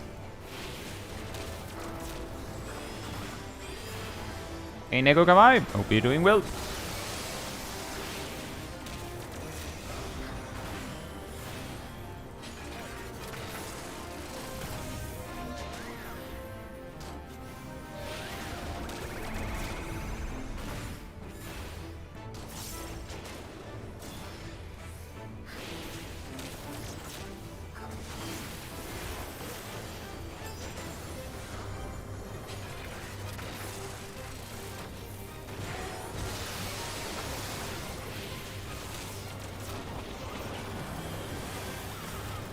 I know Agatha Saga.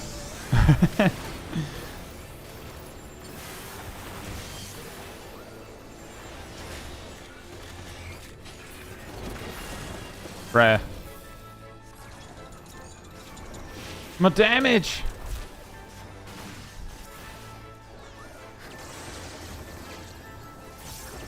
Will one of the tanks have LB on their hotbar? We can hope.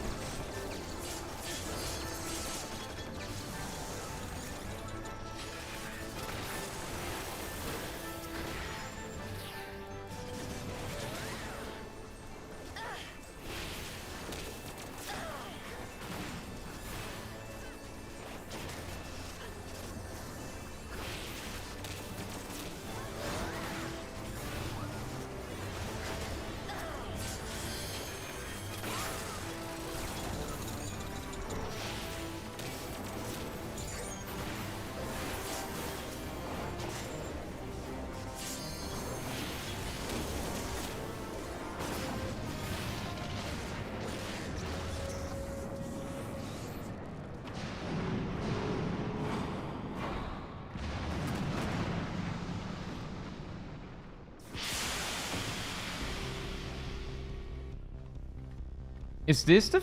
I can't actually remember. Is this the first time the game requires a tank LB?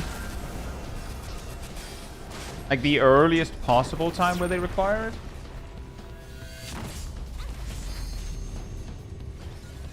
Am I forgetting something?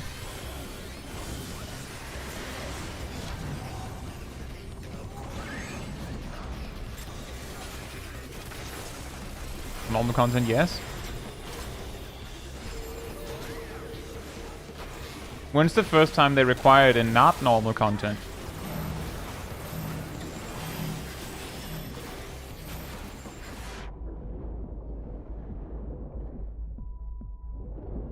Bahamut? Does he have a mechanic that specifically will kill you if you don't have tank LB?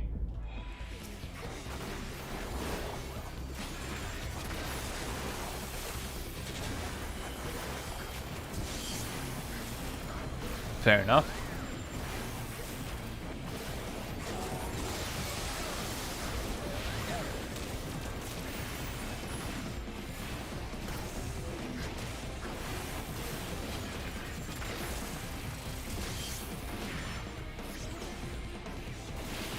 That is, you can survive it without tank LB. Oh, so it's not a hard requirement. It's just one of those where it's probably for the best.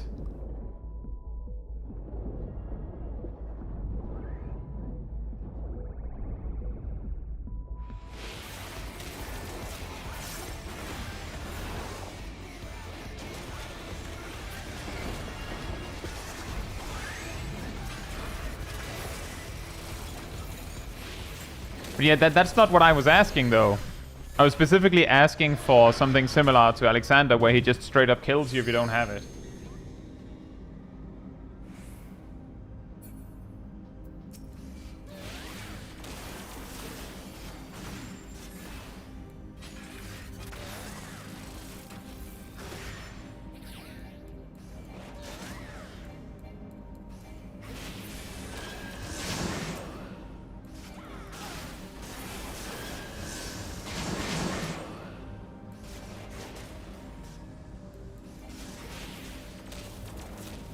This is the first tank LB then. Okay.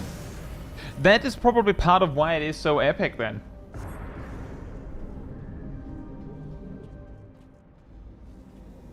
And that's also part of the problem, because it's like one of those things where it's like, oh, it's so hype and awesome, but if they kept doing it, then it wouldn't be anymore.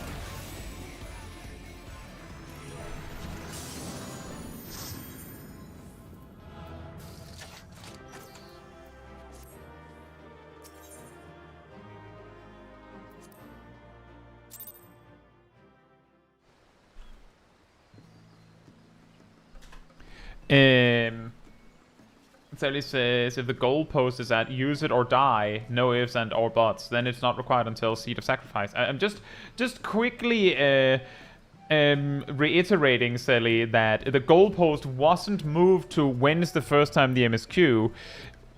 I said, is Alexander the first time in the game where it is required? As in, or you die, no ifs or buts. And someone said, yes, in normal. And then I was like, okay, well, if we include hard content, then where is it? And that's when we landed on Bahamut. And then it turns out that it sounds like the real first time was Alexander.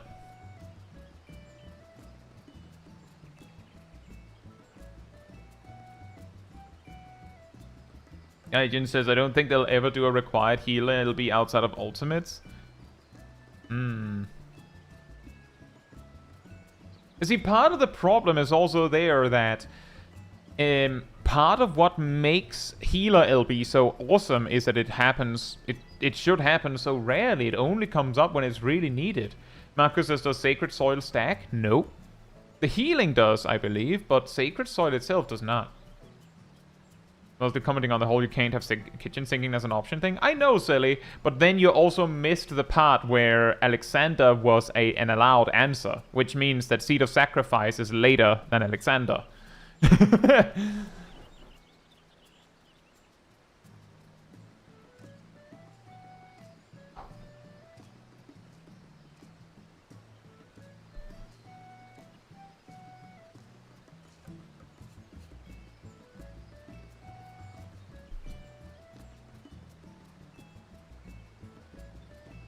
Can you kitchen sink Alexander? I don't believe you can, Liam.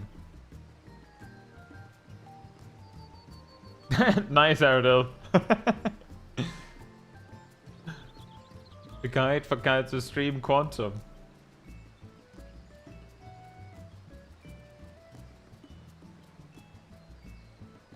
Because I like how the Dawntrail level 100 trial is kind of built for heal LB to happen.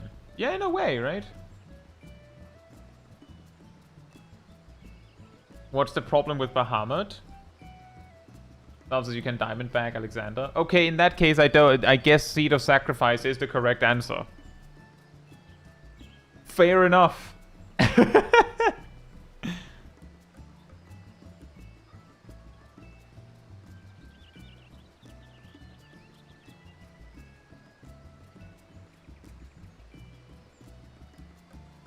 How strange.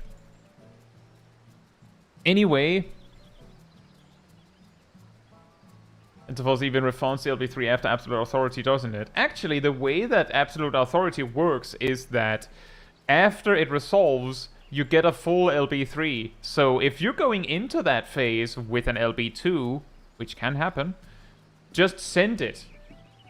And then you can LB3 whatever you need afterwards.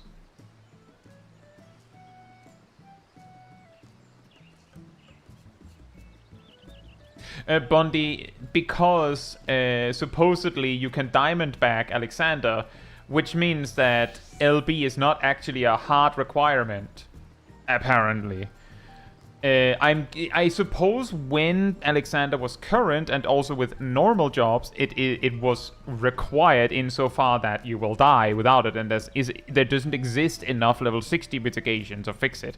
But because of the restriction that I set, that it has to be if you don't have a limit break buff, you die, then it would mean that Seed of Sacrifice would be the first one, I suppose. Actually, no, because Uwu exists. This is a confusing conversation. I'll be right back. I'll just be right back. In the meantime, manatee restored.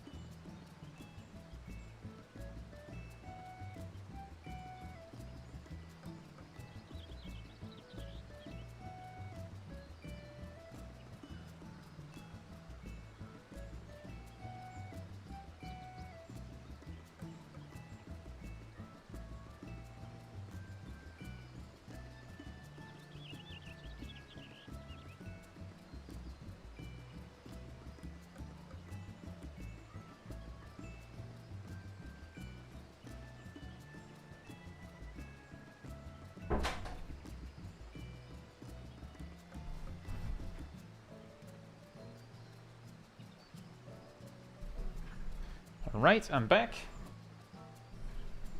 Yeah, exactly, Agent Monica. Basically, the way it works on Twitch is that if I forcibly put an ad break, then I have control over when the ads are happening. If I don't, then there will be ads in certain places, I think. I'm not 100% sure, but that is conveniently timing breaks. Actually, Agent Monica might have missed this. If they have an ad break, that would be awkward. I think they do. I'll have to repeat it when the ad break is over. It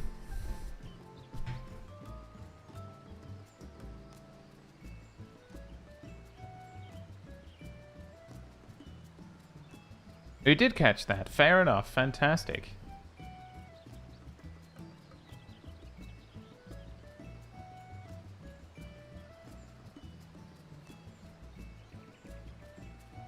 But yeah, basically what really mattered from that conversation about tank LBs is that those moments where you need a tank LB to survive are like mega hype. But if every raid boss had it to like produce this hype moment, by the way, Alcuin says 36, then it wouldn't be very hype anymore because it happens all the time, right? It's just Tuesday, right?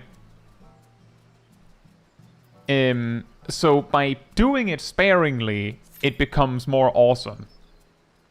Whereas it would be awesome if it happened every day. It's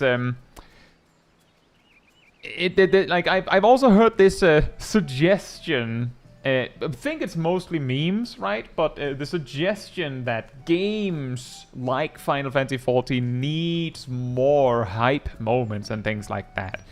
But if you have a game that is hypothetically all hype moments, then the less hype moments will just stop being hype moments. It's like FFlog statistics. The lower ranking ones will just stop being interesting.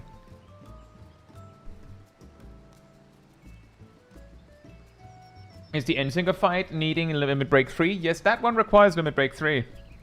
I believe it does percentage-based damage, and if you don't have tank LB3, then it'll be more than your total HP.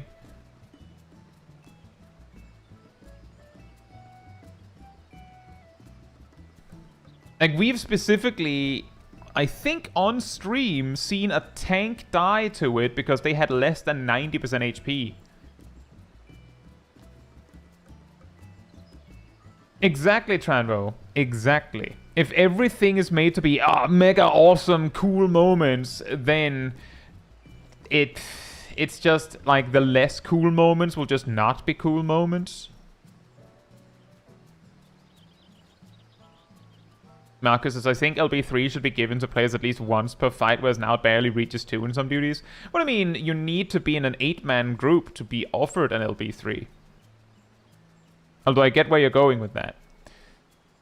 Grim Raven says, what do you think would make Machinist better? That's hard to say.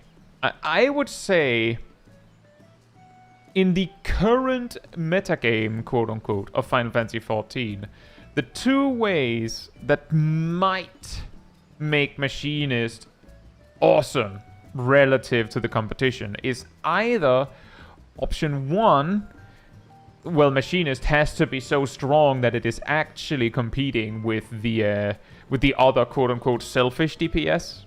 So like it has to actually be able to do the same amount of DPS as like a black mage or a samurai. It has to be able to do that. Otherwise, it's instead competing with Bard and Dancer, and Bard and Dancer does the alternative better.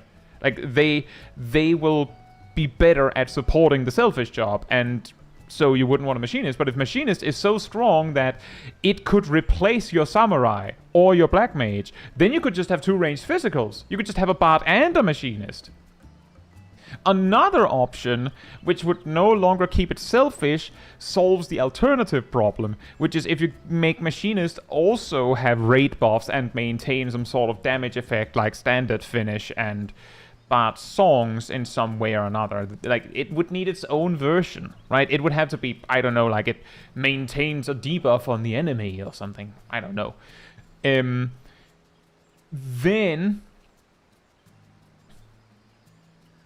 it would at least be competing with Bard and Dancer in the category that they compete in, right? Like those are my suggestions. Is either make it be able to compete in the arena of supportive DPS jobs, or make it able to compete with the selfish DPS jobs, and it has to be one of the two to remove any problems that Machinist has, in my opinion. Gaijin says, or the next Savage tier make melee uptime so damn annoying that people want to go Machinist instead of second melee, then they just go double mage. Whoops, Pictoman's a black mage? Hey Rillian, hope you're doing well. Cat says Wildfire trick attack would be the easiest, more lazy solution. Oh yeah, if they just put like Wildfire also increases damage taken by the enemy by like a few percent for 20 seconds. Boom.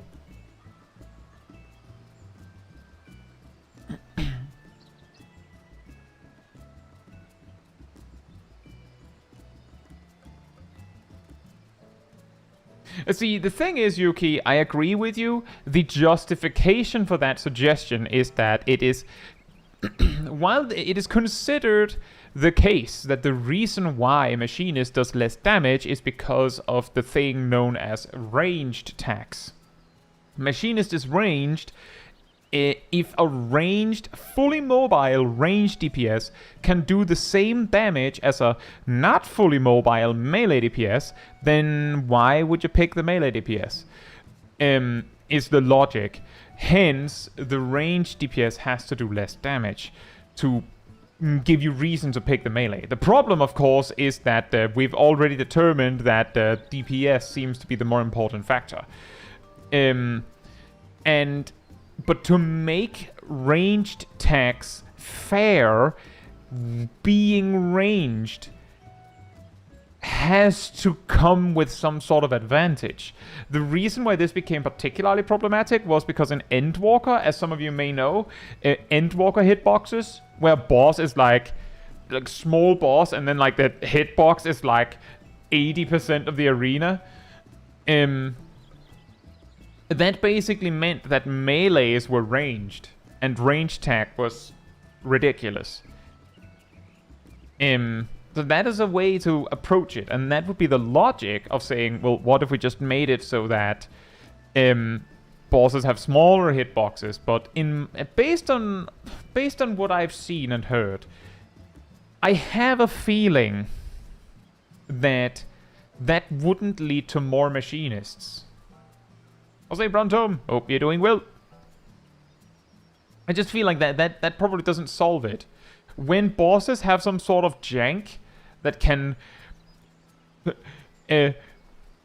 force the melees to have downtime, suddenly you see the jankiest melee uptime strats to avoid that cursed scenario happening ever.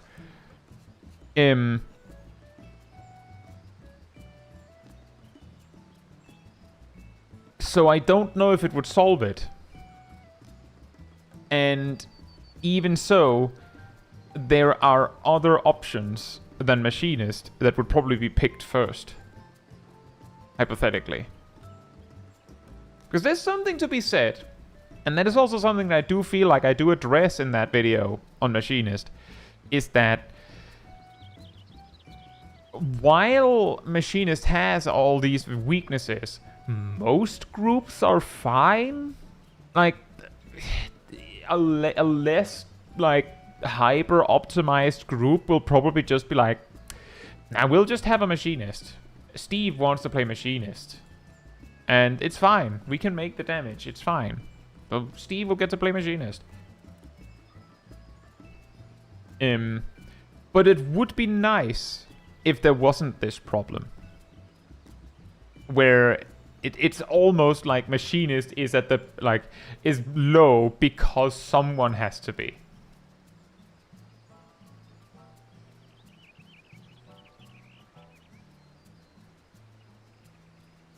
Yeah, also that, Brontom, the comedic factor that Machinist at best does as much damage as a melee that has a raid buff.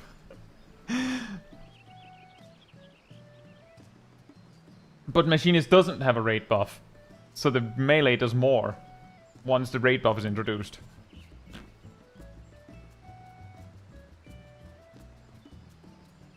The problem there, Yuki, is that this is actually something that we saw in real time in the first season of Crystalline Conflict. So that's PvP. Certain jobs were determined to be really good. Warrior, White Mage, I believe, were among them. So a lot of and Dragoon, by the way, Dragoon as well. Like they were supposedly easy, and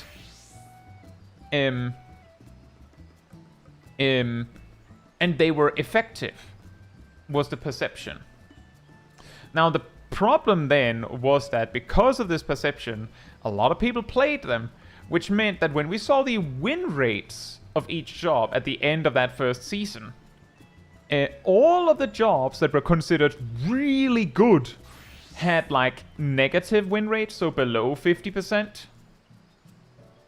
While all of the jobs that were considered bad, that people rarely picked, had positive win rates, sometimes like extraordinarily good win rates. But that was because who were playing those jobs?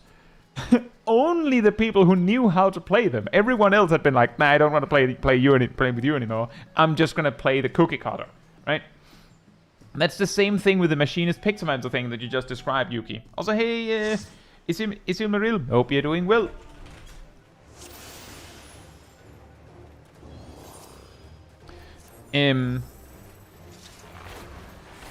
Is that because Pixelmancer was pretty cracked, everyone was playing Pixelmancer,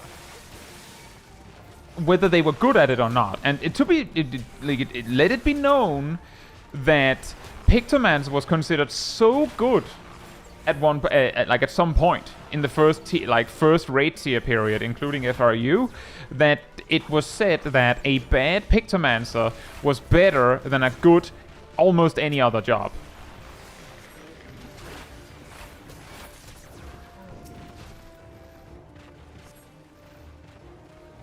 Which of course leads to even more of this, of players specifically picking the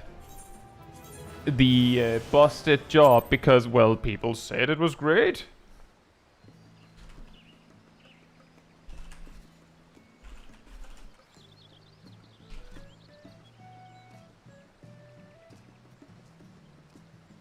Zayidki, hope you're doing well.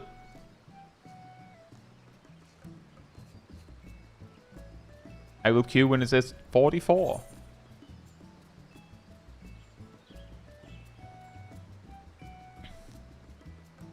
And I do agree, Isilmaril. I do, like, based on what we've seen, like the logic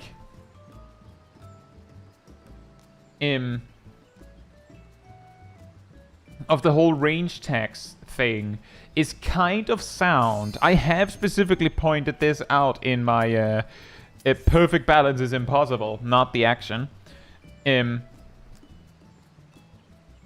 Is that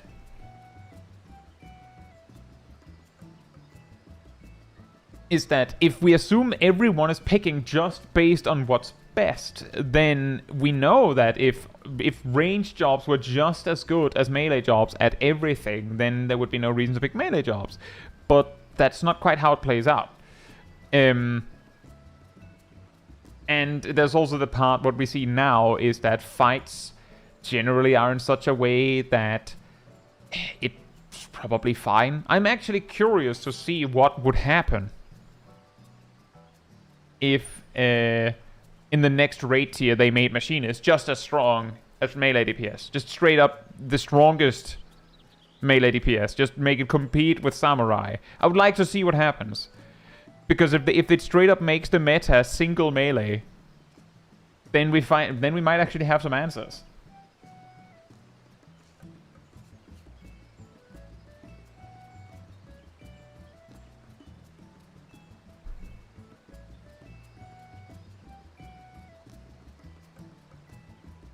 The double fist range meta.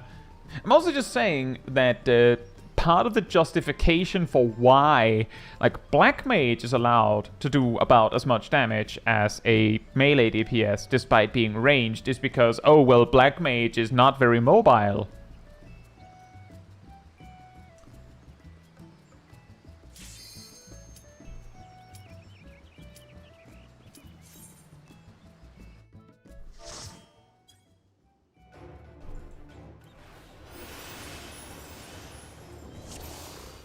And the reason why I'm, like, doing that is because, I mean, Black Mage is very mobile. It's very rare that the mobility of Black Mage is a problem. So it makes it very hard to, quote-unquote, defend that. Because it's very mobile. Very, very mobile.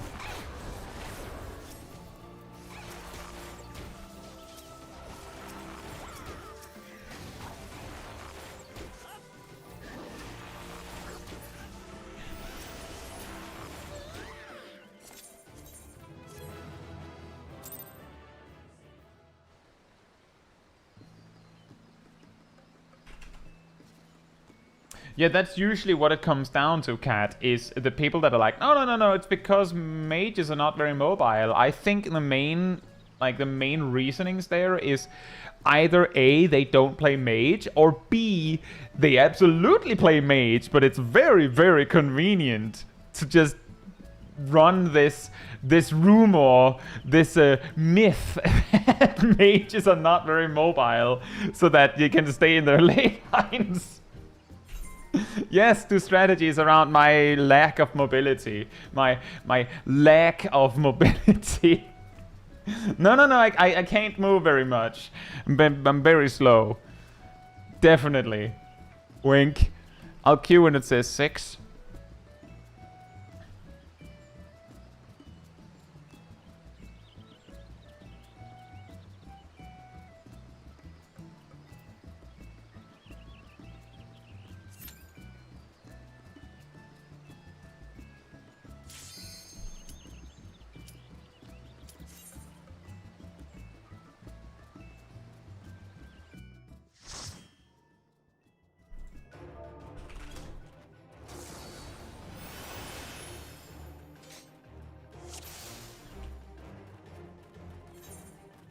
Hey, just watching. Hope you're doing well.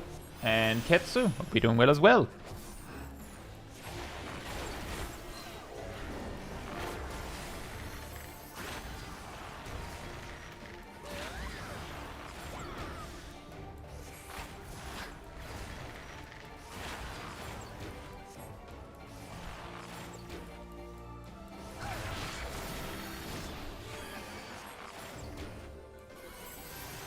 Oh boy.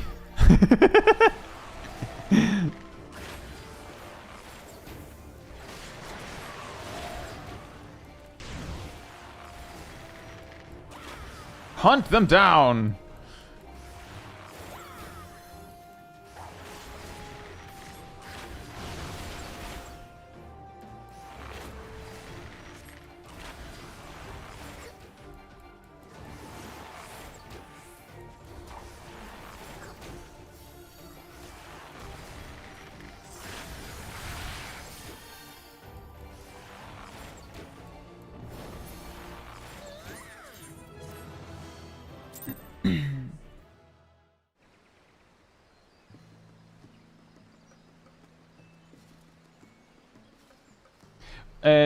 A pro tip on that one, Isil Miril, is make a macro like this.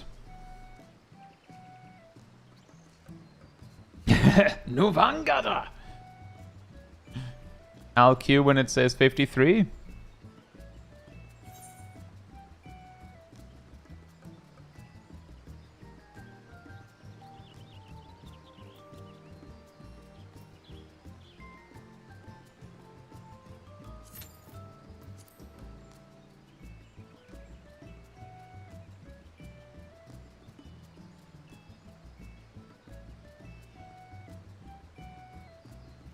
Can I ask what mirror off does?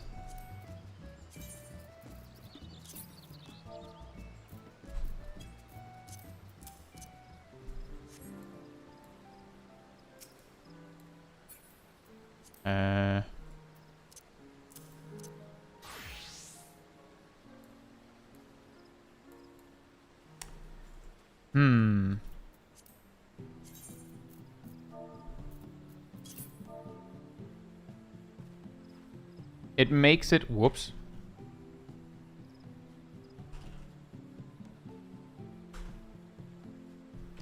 It makes it so that it doesn't spam error messages.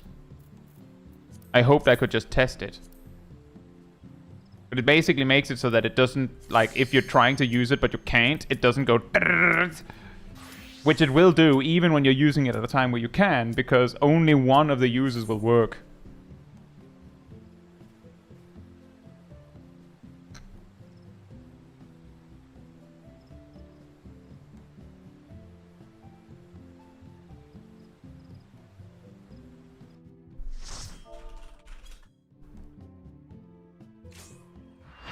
Hard.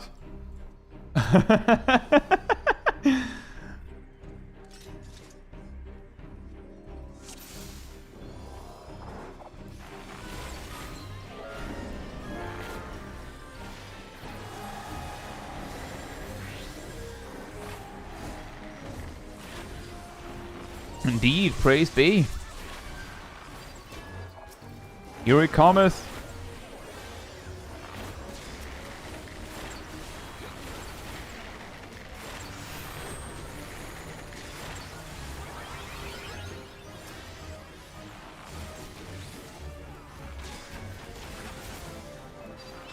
There's one thing I missed that they took out.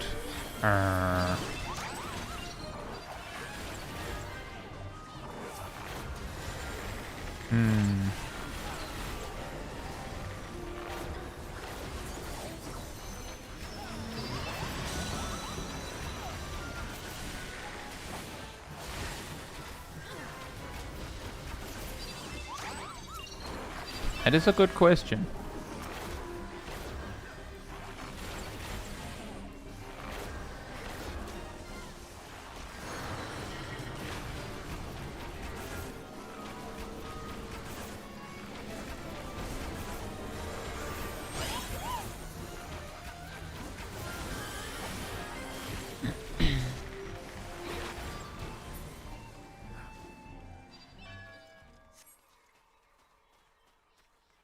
If the answer is Astrodyne, I didn't actually play Astrologian that much, all things considered. MULs, hope you're doing well.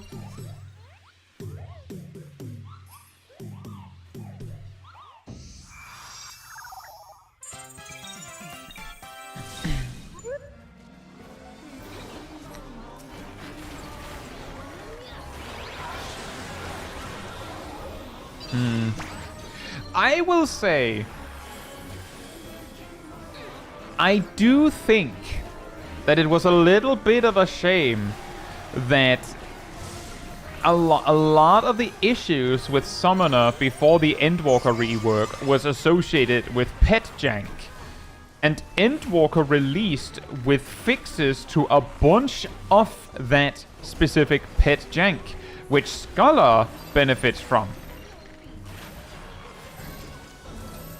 So in that way, I do think it's a bit of a shame that Summoner didn't get to have that at all.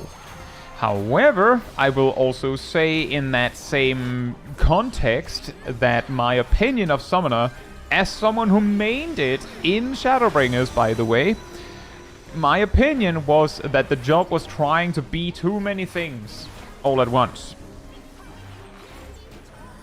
And that they needed to concentrate on something. However, when I said that, my opinion was that the thing they should have focused on was actually the pet management and the dots and drop Bahamut.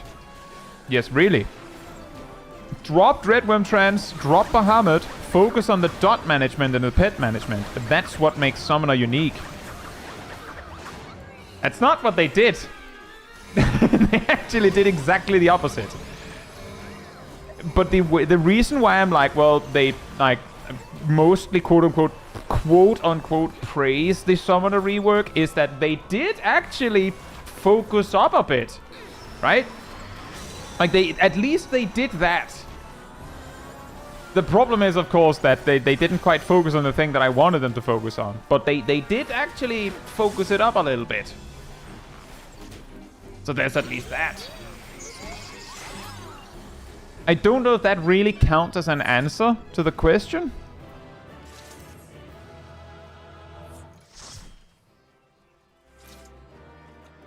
But I think a lot of the things that I could think about that is like, that's the one I would pick, is mostly like, I wish they had done a thing differently.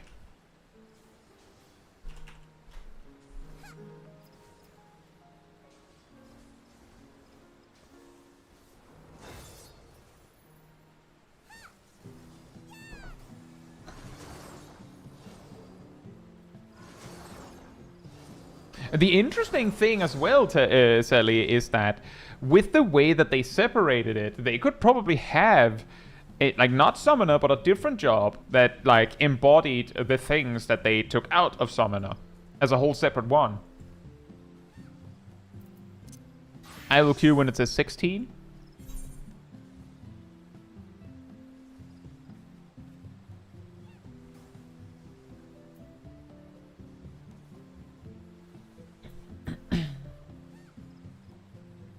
Old Castrum.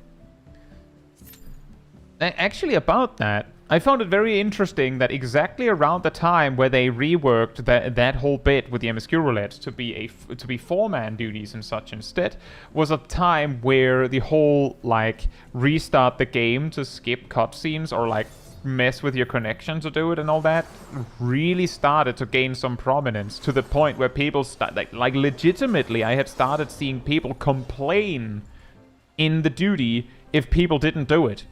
Which, weird, by the way. But it went away when the rework happened.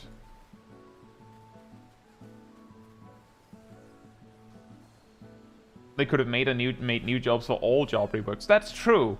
My point there, Kat, was more that I feel like both of the halves of Summoner could have existed.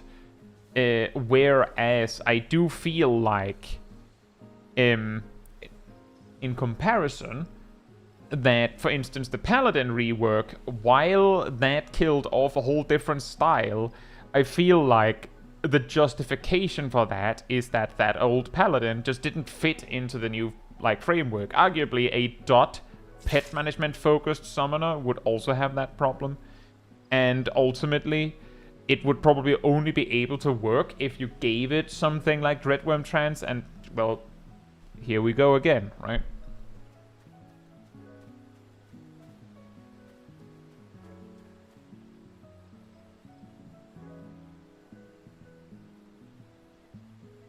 Remember when Turret was permanent? Oh yeah.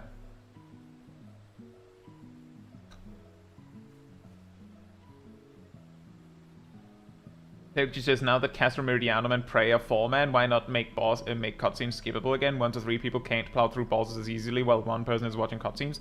Yes, they can, because 6 people could plow through the bosses when it was 8. And they, of course, adjusted the HP amounts accordingly. So yes, they would be able to.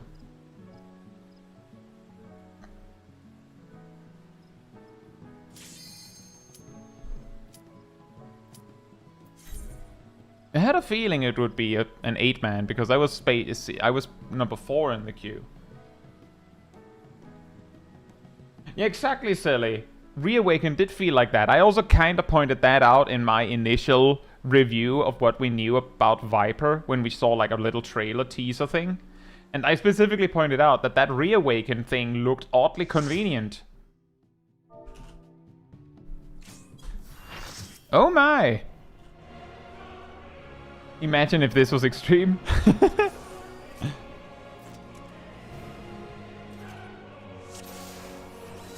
end has come, and it will be beautiful.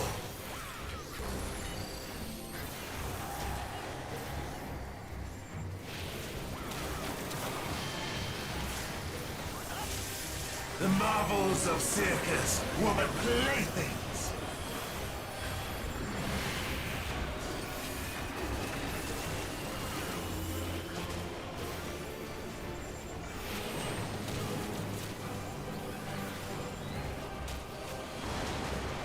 This is a rare one. Go, robot!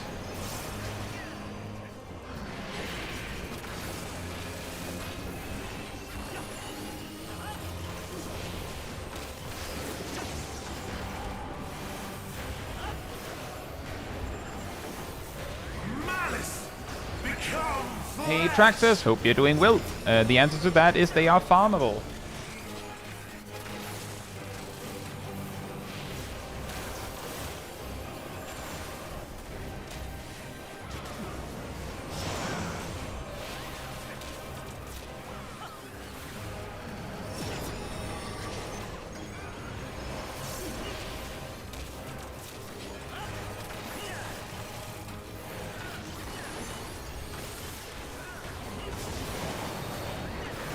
I am doing quite well, now that we're not sitting in a queue. Will you live to see the end? That's a fantastic question, Zodiac.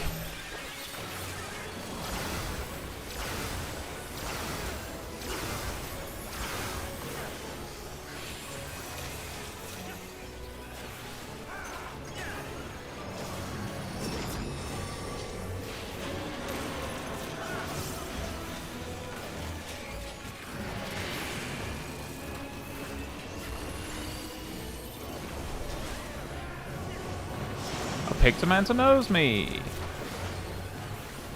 Soon my hold over Zodiac shall be complete!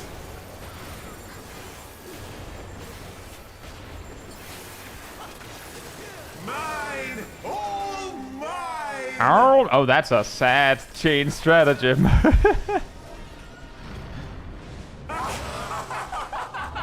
And our scholar knows me too.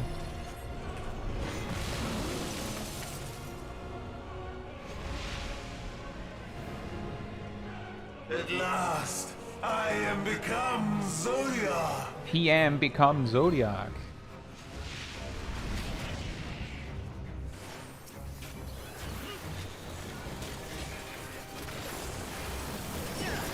Go, robot! The natural order overturned!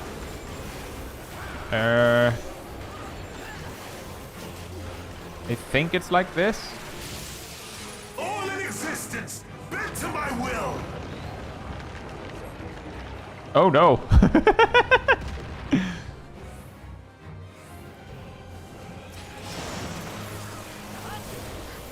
My life's work! My masterpiece! My masterpiece.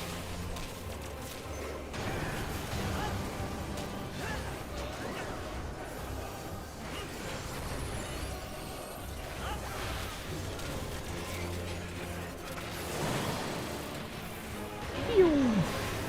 Pew. Pew. Pew. Pew.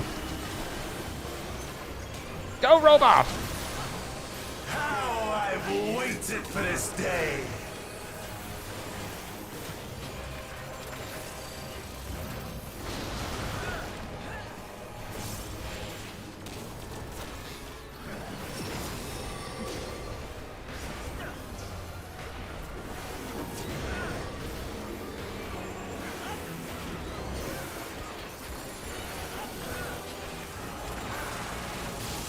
Your masterpiece is too half circle. Yeah, right?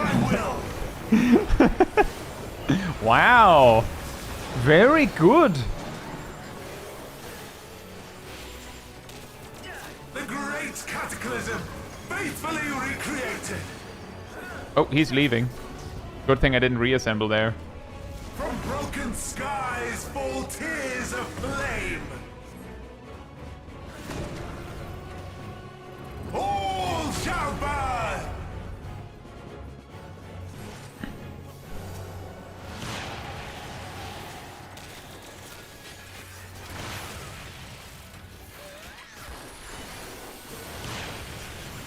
Will you live to see the end?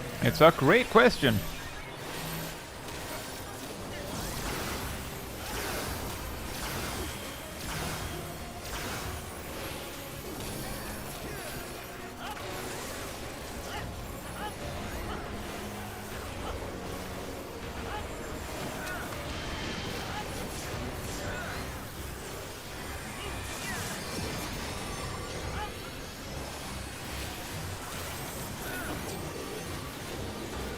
He really hates melee today.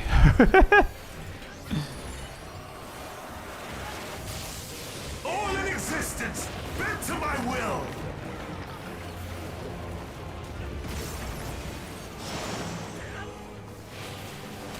Will you live to see the end?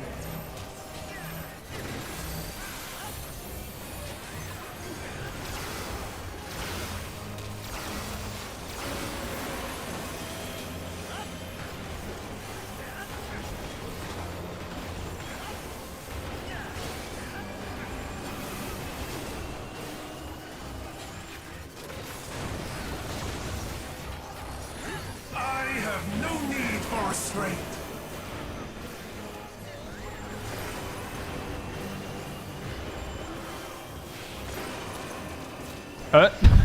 Okay. Half room cleaves, go! I choose you! I missed.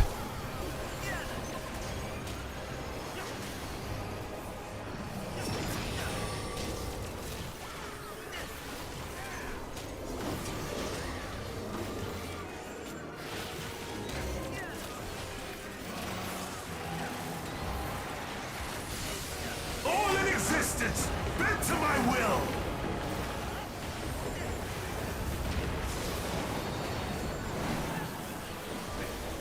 Will you live to see the end?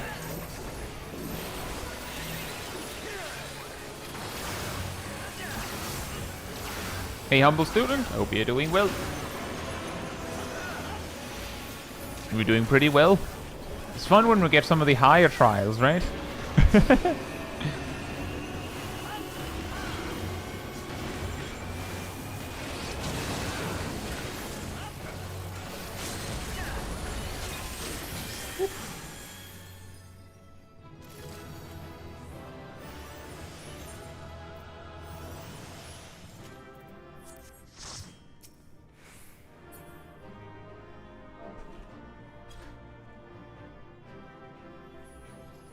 Hey, dear Liam, hope you're doing well. I mean, you're welcome to try.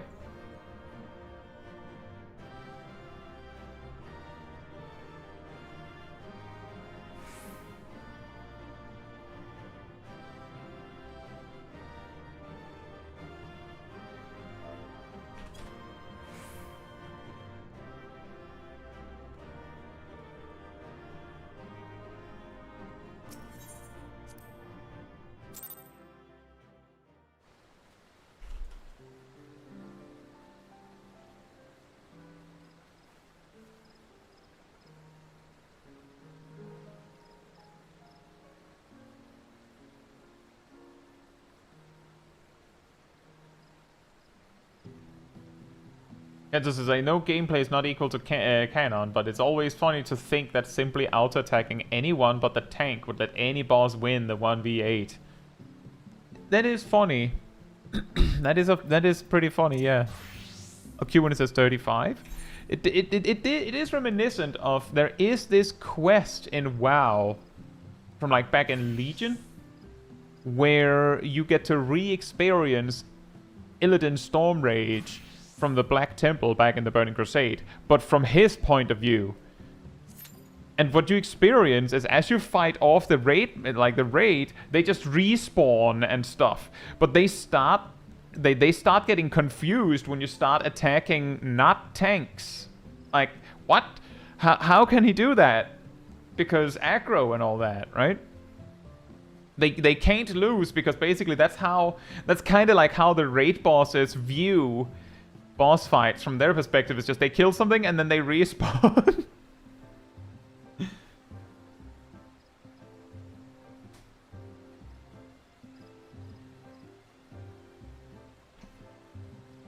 if you have some practice with Scholar, humble student, then understanding that Sage has a lot of overlap in their toolkit might be helpful.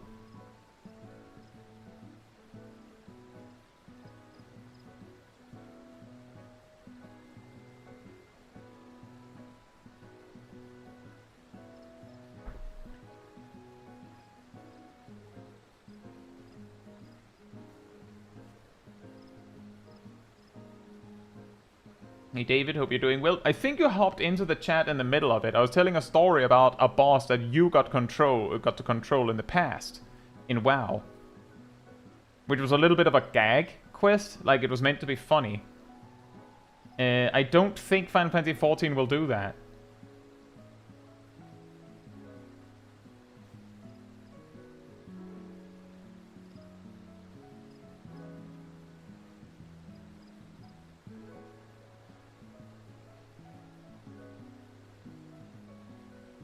They did though, kinda? How? What?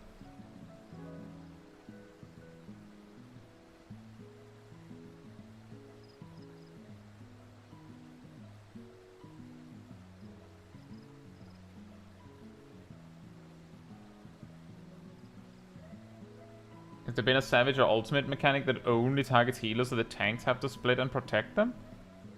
I don't think there has in that context.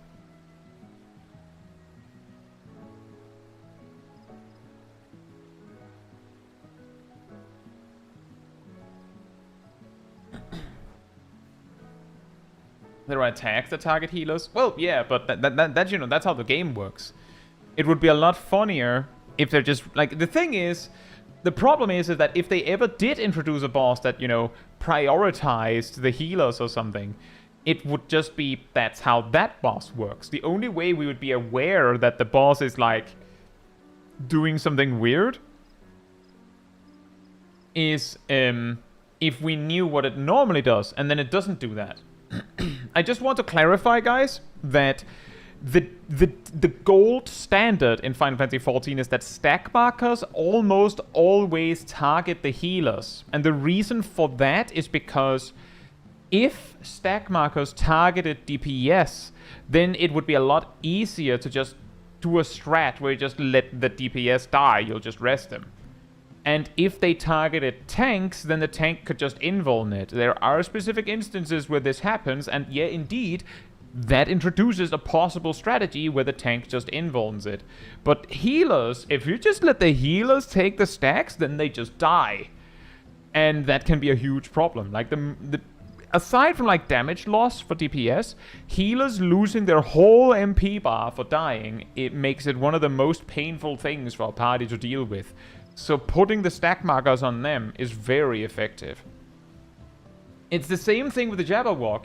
If the Jabberwock targeted a DPS, then there is a reasonable possibility that there could be a strategy of just sacrifice the DPS. I don't know if that would actually be smart, but again, like, they specifically, when they make a mechanic and they're like, we want to be sure that they don't ignore it, they make it target the healers.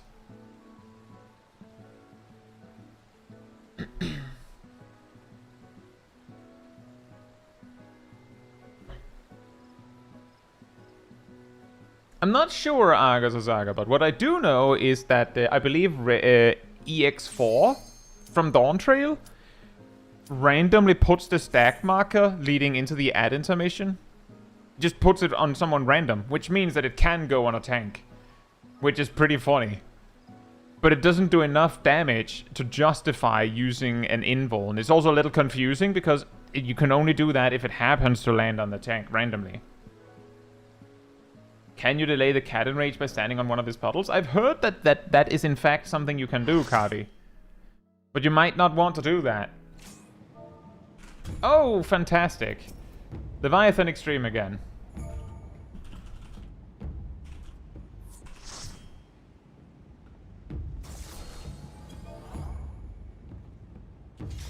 Oh my.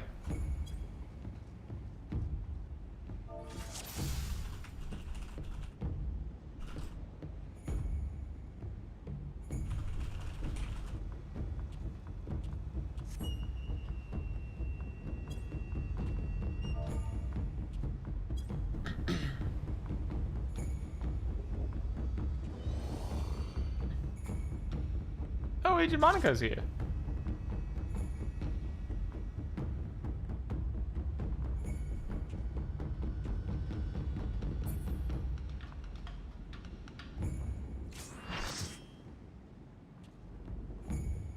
Lots of helpers, I think. We have Fern, we have Agent Monica.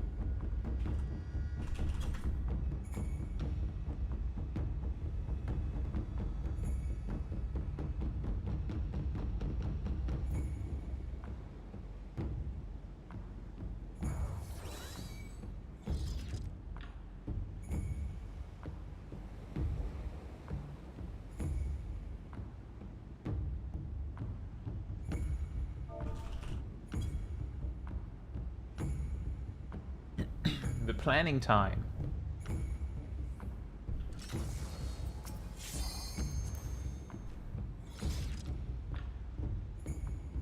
So, I mentioned this earlier today, just in this stream, that there isn't really much need to send the cooldowns while just fighting Leviathan.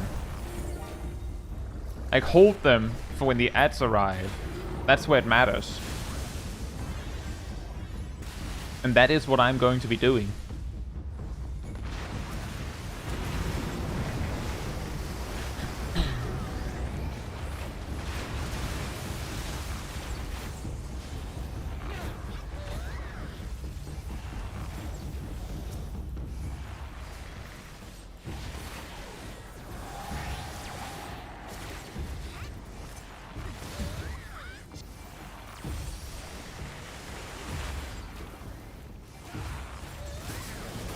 Oh boy. Hopefully this is fine.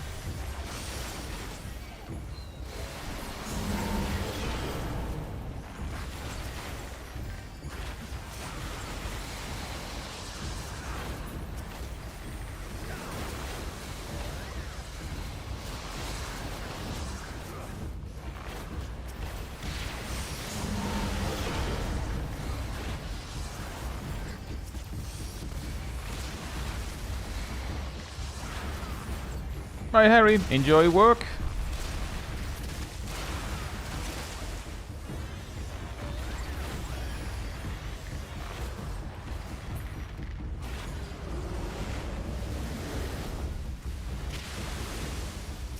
Oh, this is going to hurt a lot.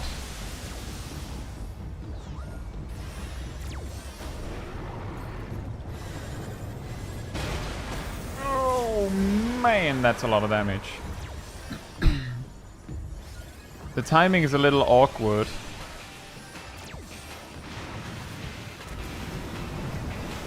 Bruh.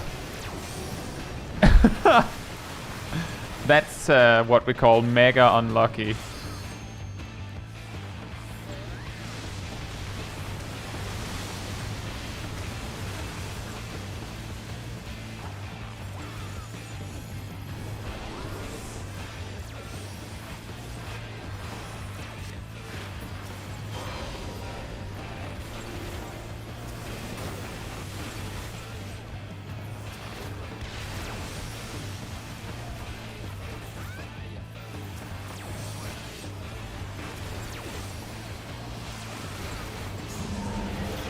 These gyrospumes basically steal this elemental conversion bar.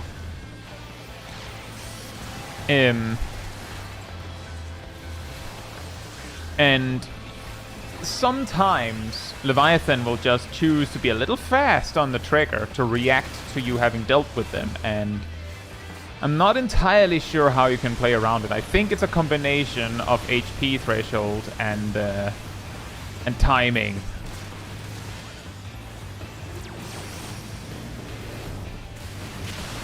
The good news is that I'm pretty sure he will not do the raid-wide AoE thing when the elemental converter is not targetable. We're going to have a dead healer in a moment.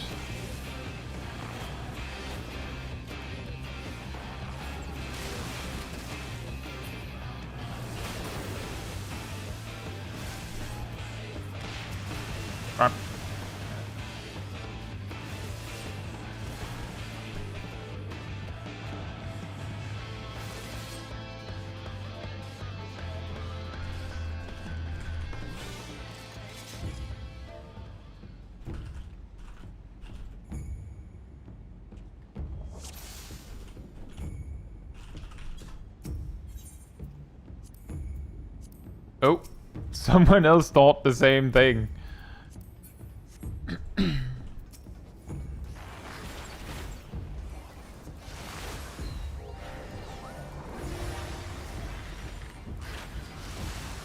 Prep the tips of what went wrong? What went wrong was people died to the slide, primarily. We probably would have also been helped by people being a little faster to help with the gyrosperms, but we'll take that if that's a problem again.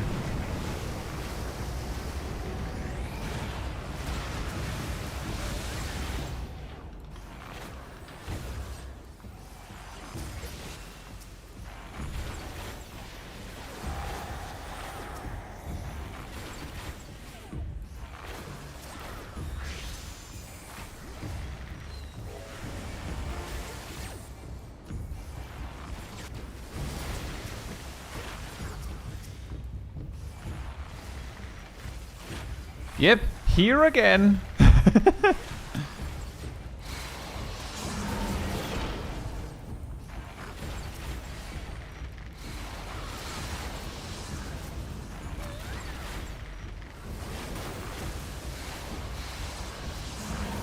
Good luck, Ezelin.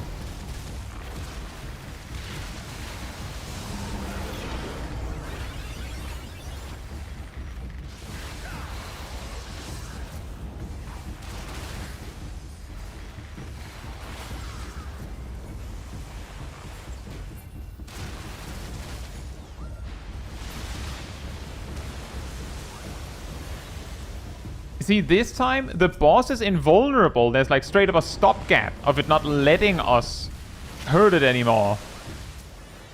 But for some reason, Leviathan waited a little bit longer. So now we have twice the elemental conversion amount than last time. Still hurts, but not nearly as much. So basically nothing.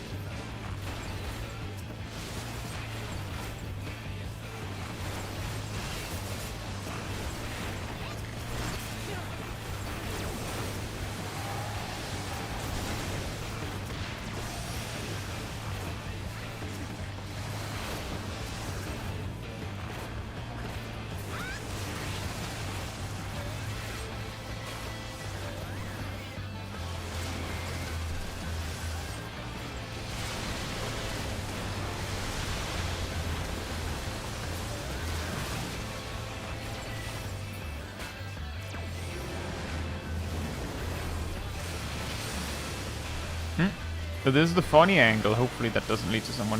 Oh, man. That's at least one death. Nope, that was a mega clutch rescue timing.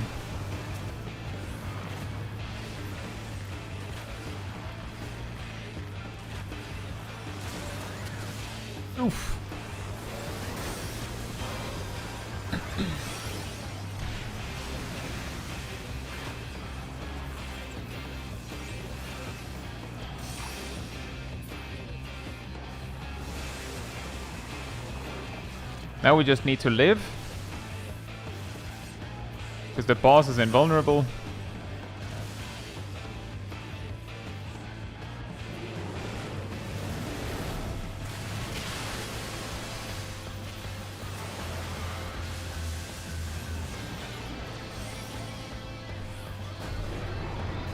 That's really bad. Someone was spam healing.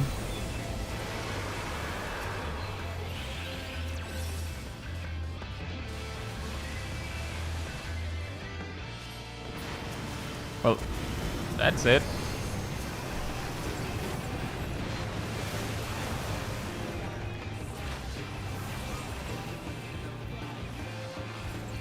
If we can get the Sahakin overboard quickly enough, then this might be beatable. Might.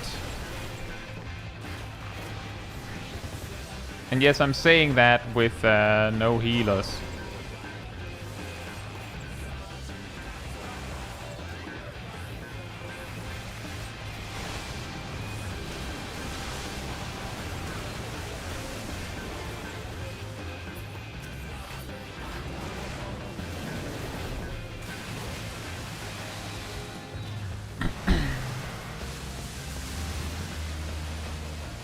Well, he's dead.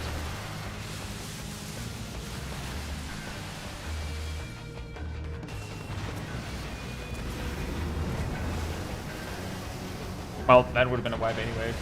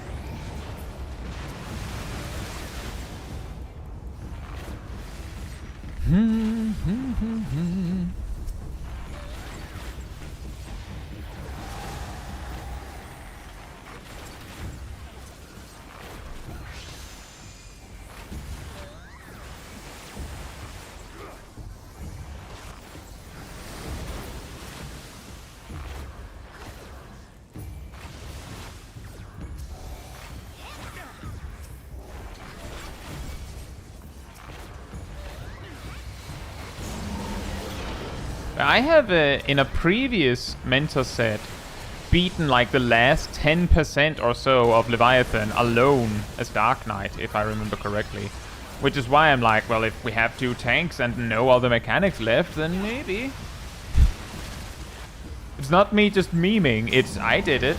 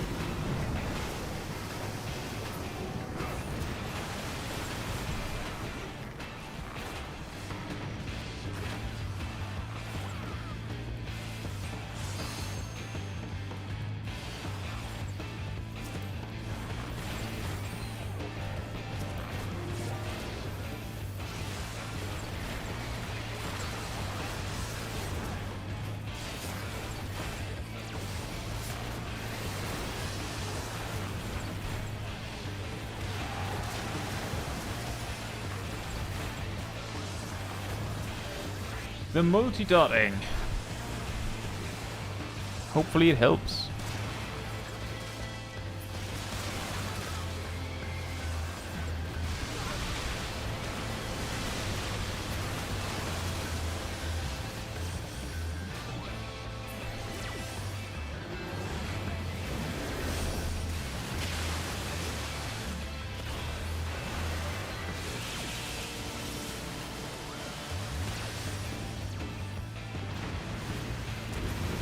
No!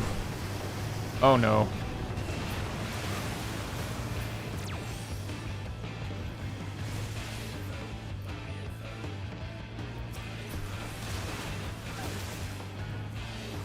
And I'm tanking something, so I'm going to die.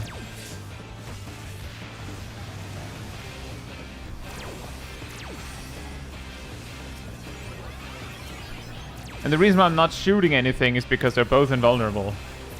We just have to hold and wait.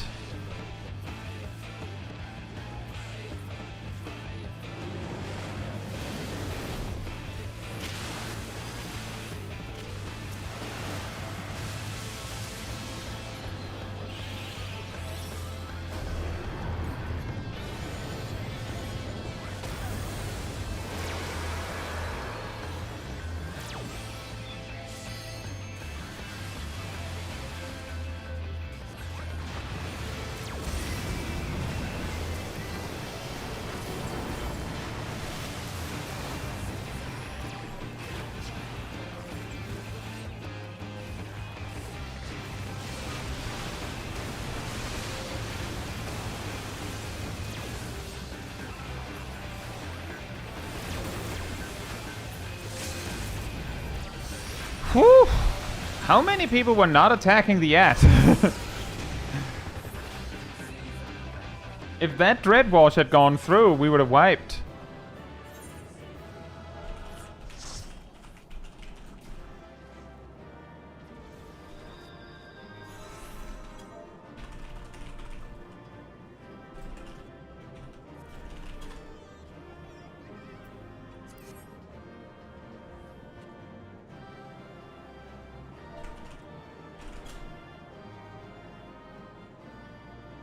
Very nice.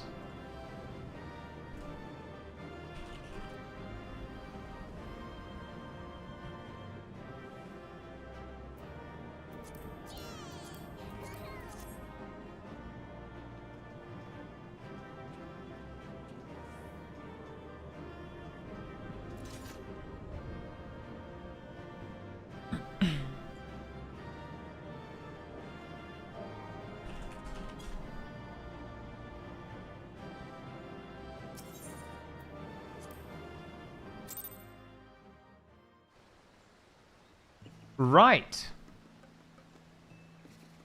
That's nice. I'll be right back. And then I think we have some clips for clip review that I think we'll look at. I think that was a pretty good finish on the Mentors as well. But I will be right back. In the meantime, Manatee restored.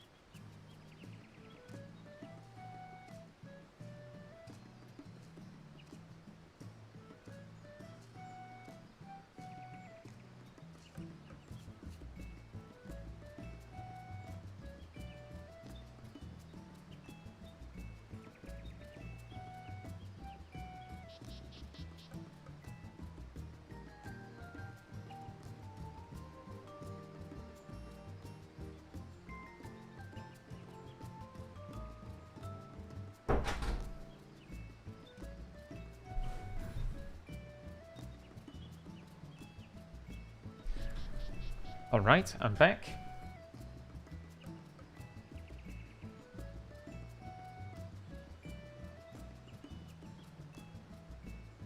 Oh yeah, it does rhyme. Nice. Let's see.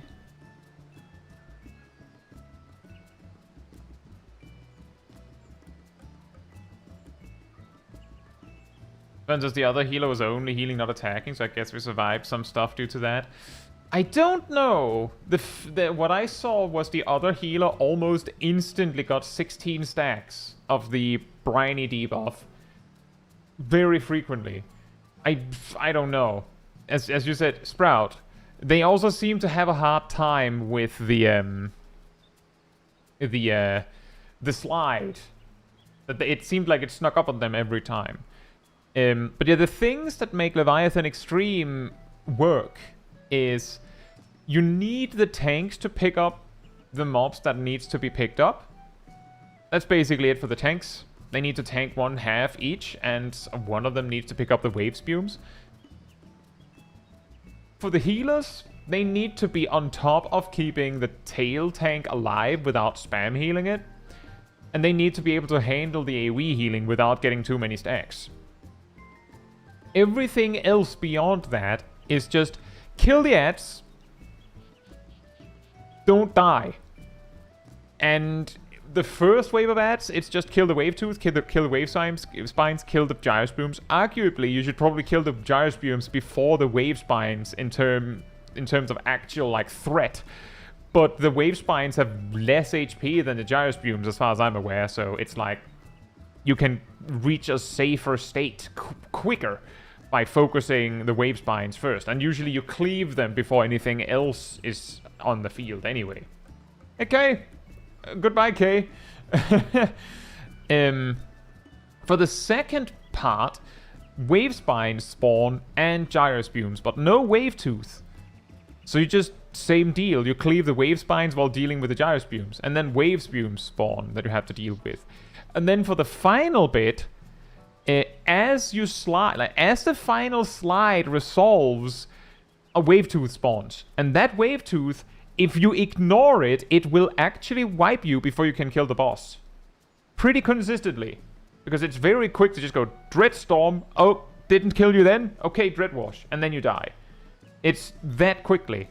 And yeah, it puts down the Dreadstorm in the worst possible place, which is why you basically have to like run over and hit it before it's too late if you're a melee. But genuinely, Agent Monica, I think you were there as Reaper. It's so important that what you should have done when you saw the Dreadstorm is just step out and just spam harp on it. All the damage on Leviathan is irrelevant. The only thing that matters is that the wave tooth dies. And nothing else will help in that situation. That's how strict it is. When we were doing it 3-man for Extreme Countdown, the thing that determined whether we could or could not beat it was less so, I would say, less so the DPS check, and more so whether we could beat that specific wave tooth before it killed us. And the thing that enabled it was that Dreadwash can be blocked with a barrier. Which sounds a lot easier than done. Because as you apply the barriers, Leviathan will like pelt you with random AoEs. So you basically have to like spam barriers in the hope that one of them will survive. Or just set up single target barriers on everyone to make sure they do. When we did it with 3 players, I believe we did it with 1 tank and 2 healers, and both were Sage, for the record, because Cardia heals. Pretty funny. Now, in terms of clips, I have a clip from... See, I have 2 things from Yannick, actually. I have 2 things from Shaq, and I have 1 thing from Zaf. I have also something from Barnfrey, but last time they sent something, I don't think I saw them in the chat even once. So, Let's see if they show up this time. If you have a clip, do let yourself be known in the chat, so that we don't just sit and react to people that aren't here. Zav has specifically given me the blessing to check out this T8S minimum item level no echo run. So that can be interesting. Shaq is around. In that case, I think this warrior advice clip is more important. Let's start with that.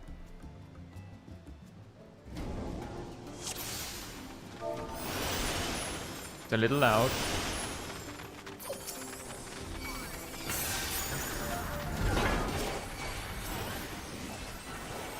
That's a pretty solid. It's a little awkward there. That's pretty normal.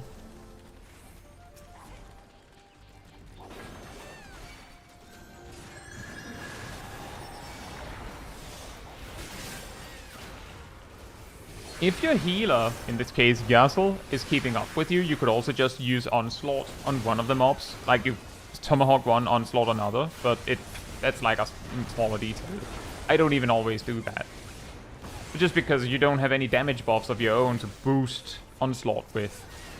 That can be something to do. Also, you have 3 stacks of Onslaught, so that it wouldn't have been wasted, at least.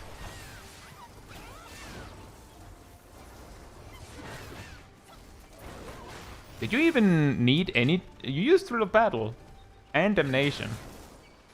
I'm guessing you also used Bloodwedding and I just didn't see it.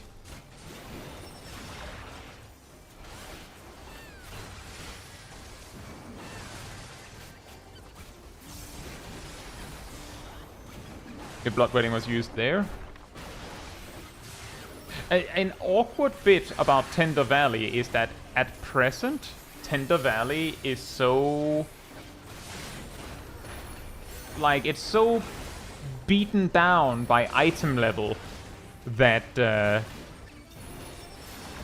you might actually very well get away with the classic, I'm just gonna use only Bloodwedding strat that sometimes happens. And no one would notice.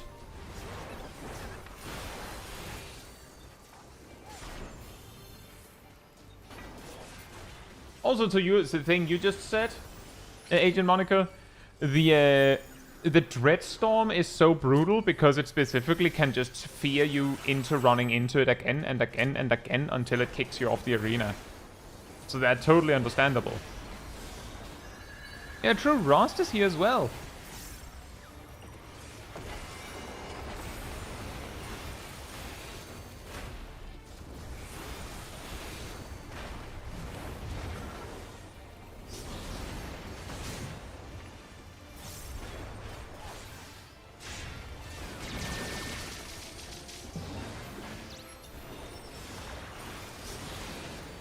Last mob heals. Oh yeah, the dolls when they were scary right at the start of Dawntrail.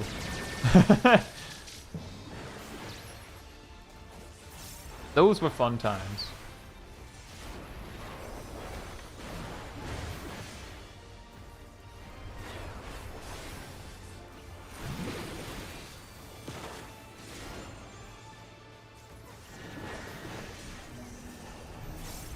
Yeah, that is a good tip, Cat. Cat says it's worth considering stunning trash mobs instead of avoiding the AoE, especially when your healer's not a white mage. And notably, I believe the big Cactuar in the first pull might have something that you might want to just stun. Or people. And the big pineapple thing in the second pull similarly has something. But that is generally good advice, yes. I was kind of busy with my whole dungeon too easy spiel, which arguably could mean that if I'd seen Shaq just face tank those AoEs, I might have been like, oh. I wouldn't recommend it, just because it's probably more fun to do a dungeon while doing the mechanic correctly. But I don't think I would have, like, you know, deducted points for doing something wrong. Not that we're giving out points. Imagine that. I give like a rating at the end of a clip review. That would be weird. My inner healer would be shouting at me if I did that. Yeah, I could imagine. It's just funny because those packs will probably not give you a Vuln Stag or anything. Also, hey, Bimo, hope you're doing well. Caetsu credits.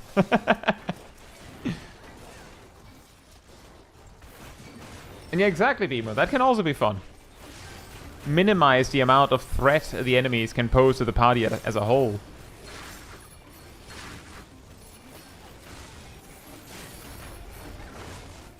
If it works for you, by the way, I'm assuming it works for you, but just saying it, personally, I would probably make the job gauge bigger somewhere. Which I know sounds weird because I use the simplified gauge. I would probably just make it bigger and then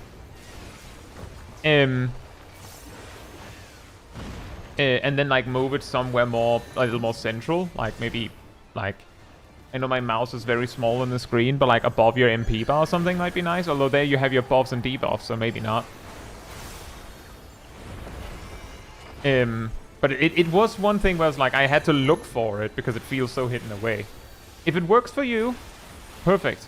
Just thought I'd mention it. I think you have something similar for like Viper and such.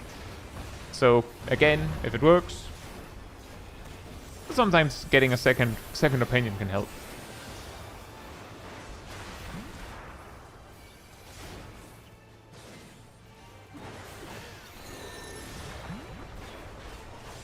Aggressive use of bloodwetting is also definitely not a bad idea.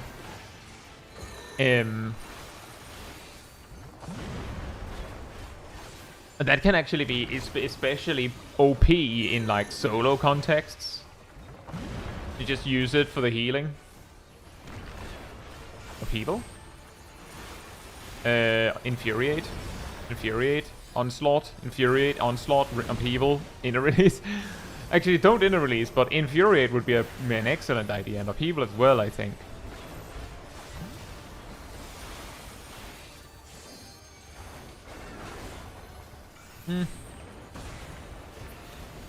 Personally, I would have used the Fell Cleaves there, because I believe the Primal Rend Ready lasts longer. With the context, of course, being you already pressed inner release. I sometimes do that, where like I just like autopilot the rotation and then the boss dies. I'm like, oh. And unless I'm like bursting in an open or something, I usually open with the Fell Cleave to get them out of the way.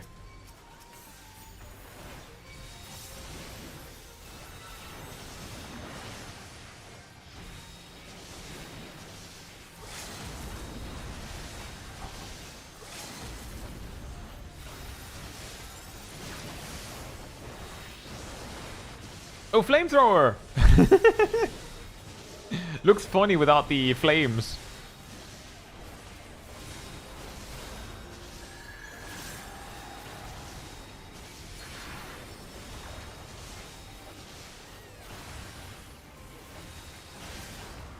But yeah, one thing that I would highlight so far is Onslaught does damage.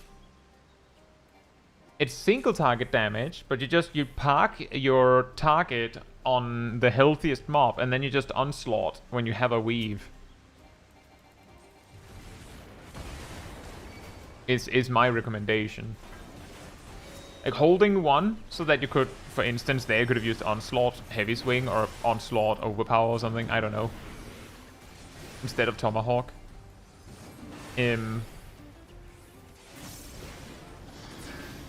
But yeah, recommendation is remember gap closer does damage. And also you have 2 Infuriate stacks that have sat there since a little bit, I think. Which should also be used.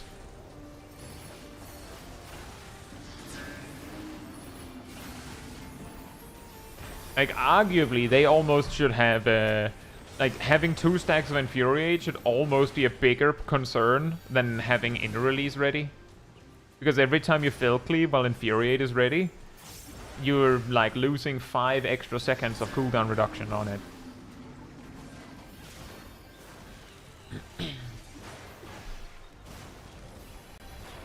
So you probably don't want that. Here I could see a reason to hold it for the boss, but maybe use one.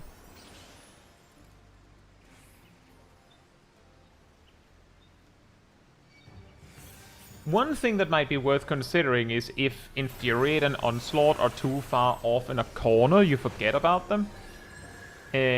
Some players get around this by having, you know, a separate hotbar where they put important cooldowns, and just as a macro, so that they don't do anything when you accidentally click them, things like that. But that might not be the reason. Like, you used everything here.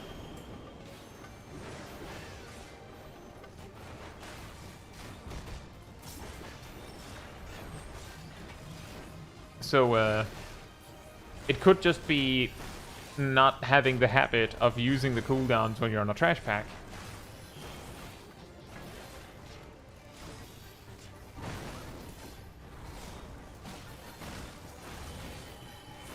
Infuriate is at 2. Oh, you at least caught that. Oh, nice. Very fast. Onslaught is at 3.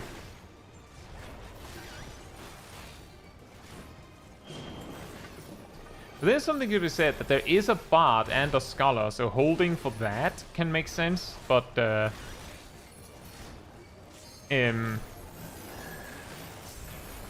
definitely a lot of cooldowns that are not being fully utilized. Whoops. I didn't mean to click that.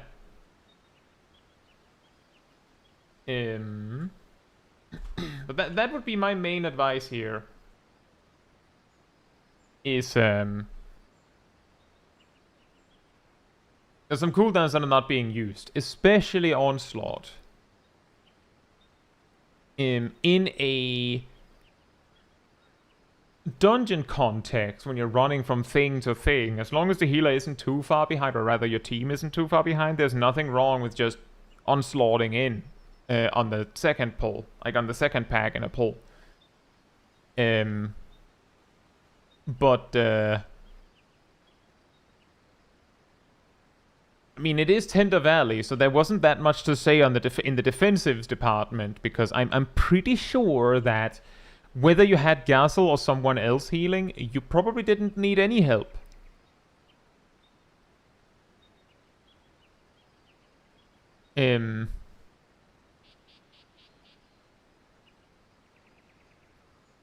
But aside from that, well done. I have oh, floor 69, nice. I have not seen any Pilgrim's Traverse yet, but Shaq here has put in a little taste of the Traverse, one could say, that we can also check out.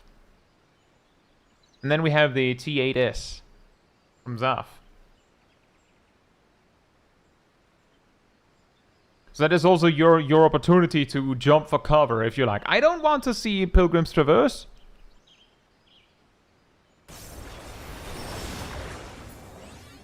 Let's see. Stone 1 to 50. 0 problems with lots of Lalafell craziness involving traps. 51 to 60. 10 floors suddenly causes problems. We had a daft wipe on a patrol, but on the rerun we had some fun on the 60 boss. No footage. Oh, right, because there's closer checkpoints. Indeed.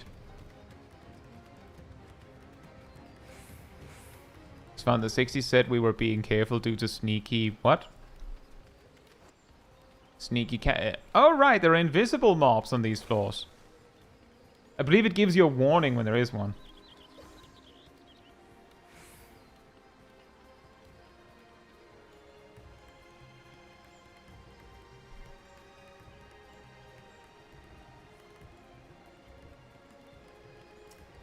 No warning that we saw? Oh, I was sure it would give you a warning.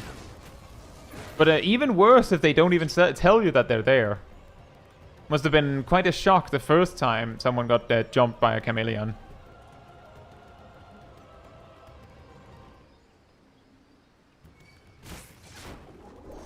Speaking of which... The warning is you get a dash jump towards you. I thought I had seen a chat log message in like an image, like in a picture where it said that there was like a shadow or something. Oh wow.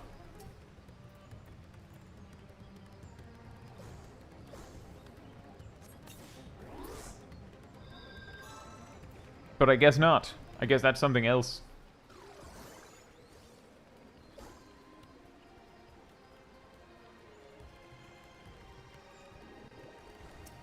Do you have a strength to spare?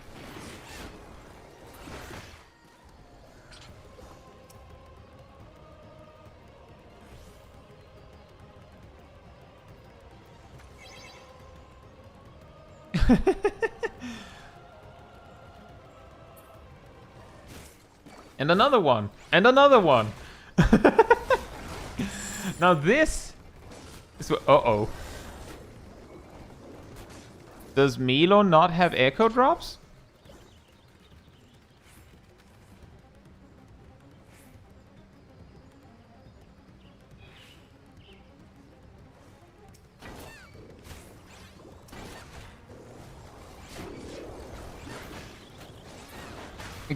Just random deep dungeon tip.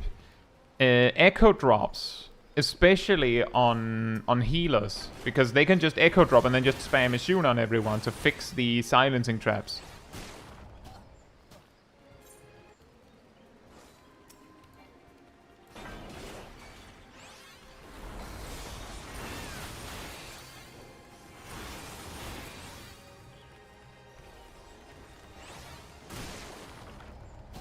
Bruh.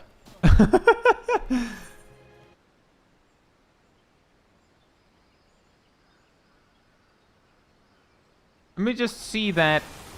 It's a little hard to see. Right-sided shockwave. Oh, you got snapshotted.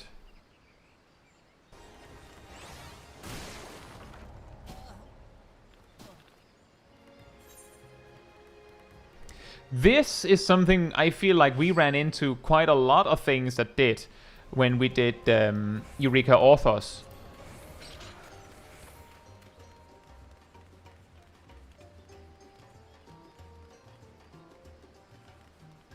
In that a lot of enemies do that, where they just have a mechanic and you're just supposed to know that, oh, that one does a donut, that one does a circle AoE, but that one does a cone, that one does a right side cleave. Well, it will probably say right or left, but you know. And if you guess wrong with some of them when you meet them for the first time, it's just over, just like that, done.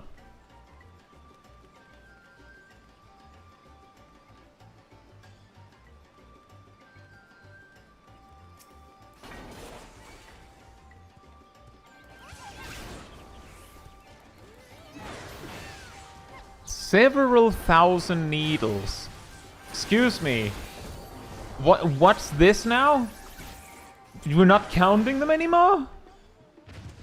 How many? How many are we talking here?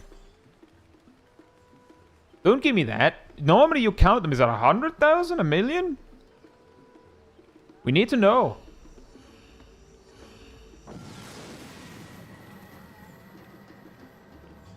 Cactuars got lazy.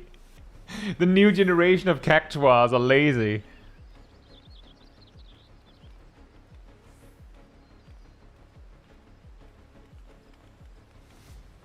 Yeah, how many? Several thousand, question mark.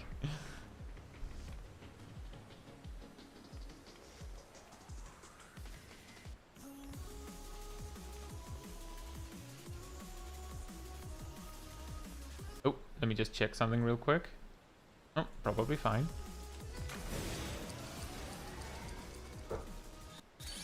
Forgiven counting? Of lack thereof.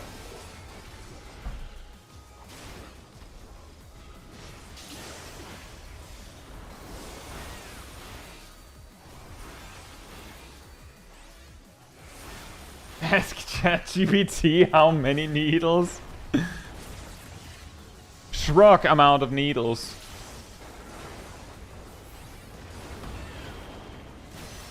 Ow.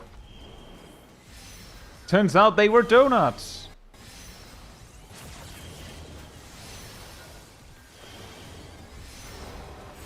And there's more donuts. Woohoo! Oh boy. It's the Voln Candy Collector. Da -da -da -da -da -da.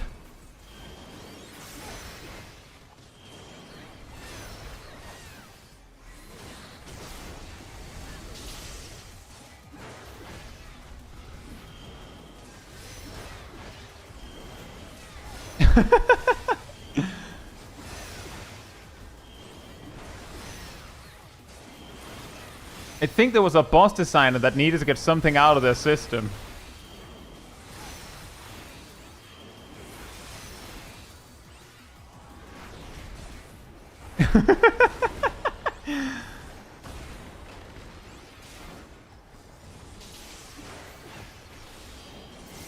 Yeah, ever heard of donuts? Yeah, I want a boss that is a lot of donuts. Uh-oh. It's also Simon Says.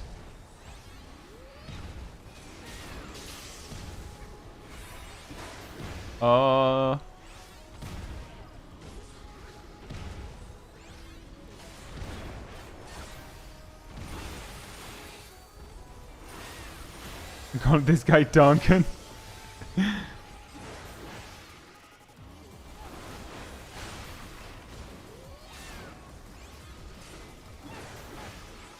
Zealous Glower. Oh boy. From that side then. Does he do it again? How about some more donuts?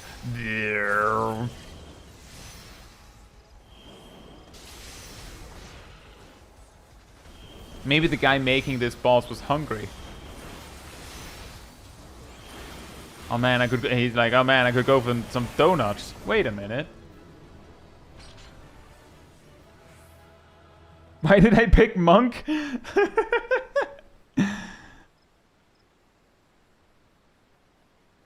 Yeah, well done. If I understood correctly, if you if you reach floors, well, I guess when you reach certain floors, you get a checkpoint, and you can just start from there.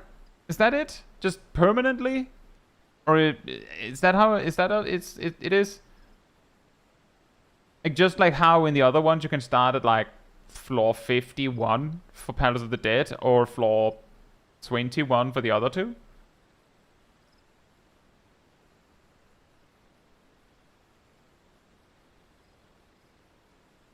Right. That does help a lot. Assuming it doesn't subtract too much from the reward. I'm guessing the way that it works is mainly that there's an achievement for doing a full run. But I'm guessing that's the solo one. Anyway, for grand finale, we have Zaf and this squad doing T8S. Minimum item level, no echo. Not blind, though. Some of you may know this boss. If you've ever had to do this, it's very cursed. Or used to be, anyway. To try and solo it. Because to solo it, back in like Shadowbringers, it was a super tight DPS check. Technically.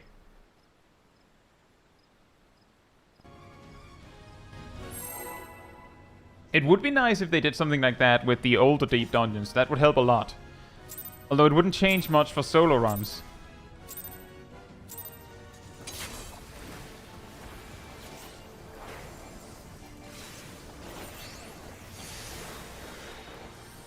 Tank Buster plus Wide Cleave and a Bleed.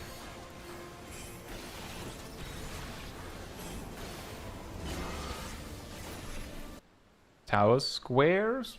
I'll read it. The chat is blocking it a bit, I see.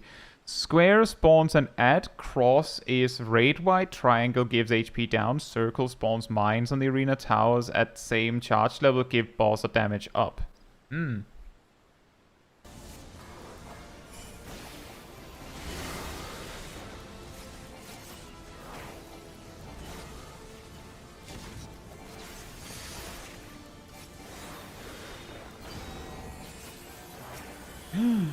A dreadnought!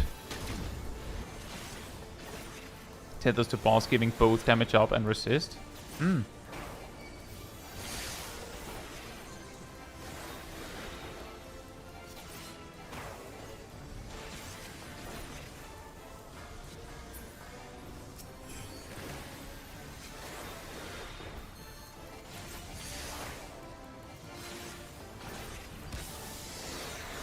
Mines, knock back anyone hit, wipes raid if not soaked. Oh.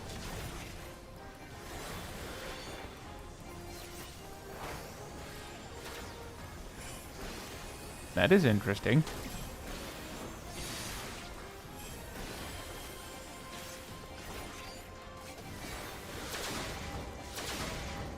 Ballistic Missile knocks everyone back first, because in normal you can just stack and it mostly deals with this.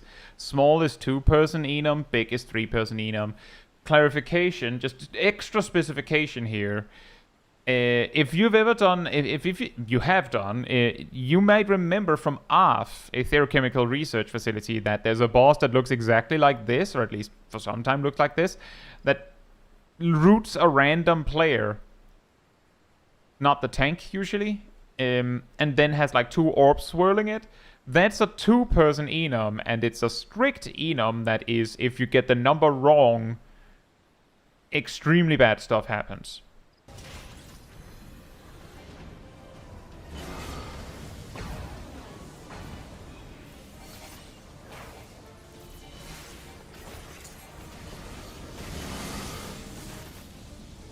I didn't get to see that. It's fine.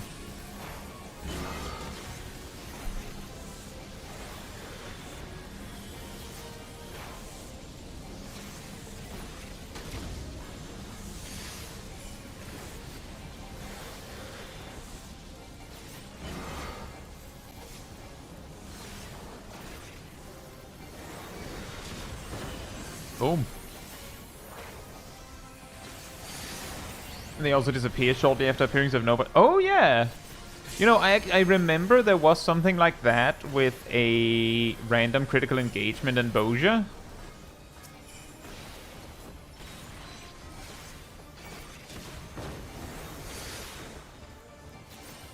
Where the mines only appeared for a moment, and then you needed to have a tank run into them preferably, because they had to be dealt with. If I remember correctly.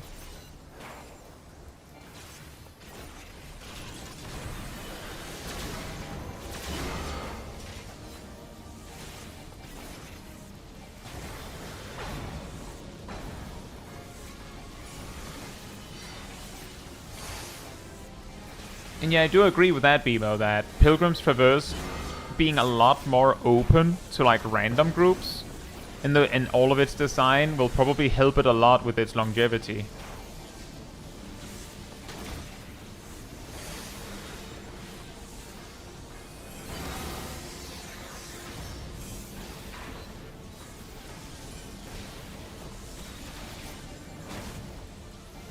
The order of mechanics depends on when you charge towers. That does mean you can customize the fight a lot.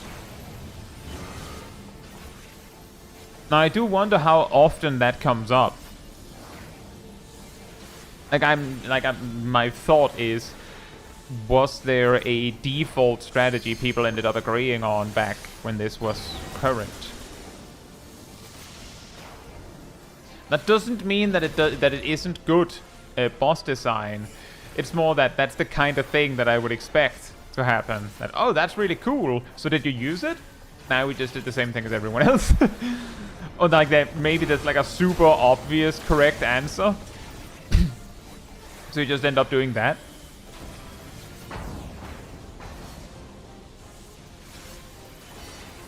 Uh-oh. Suiton ran out.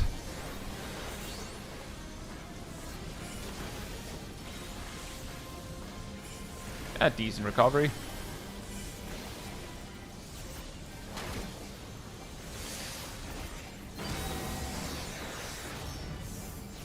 Four mines.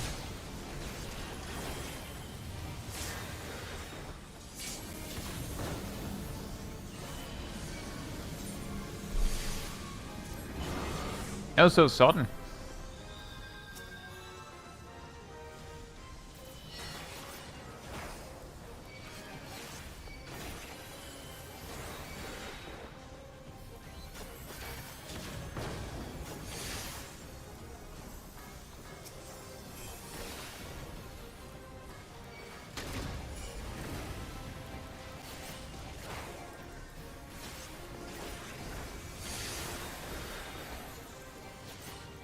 Ooh,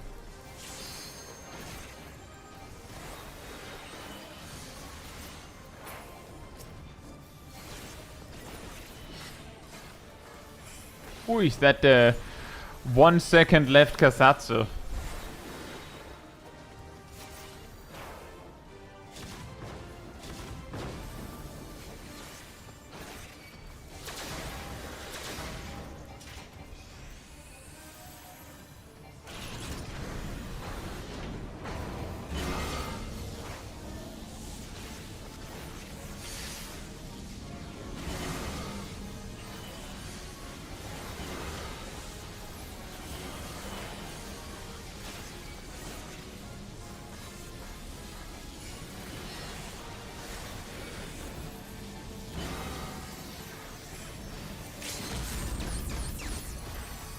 Oh, Tanglebee.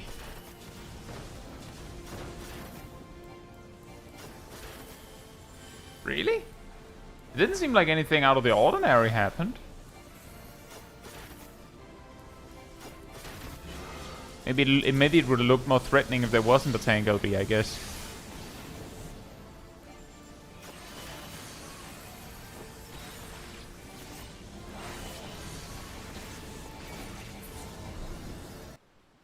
Whoop.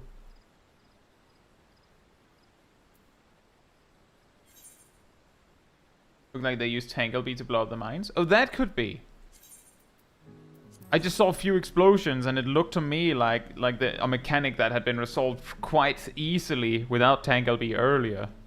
But you might be, that might have been it. That they used Tanglebee, deleted the mines.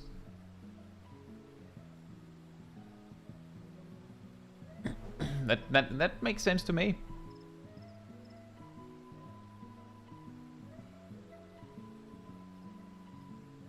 Natural alignment. Oh boy.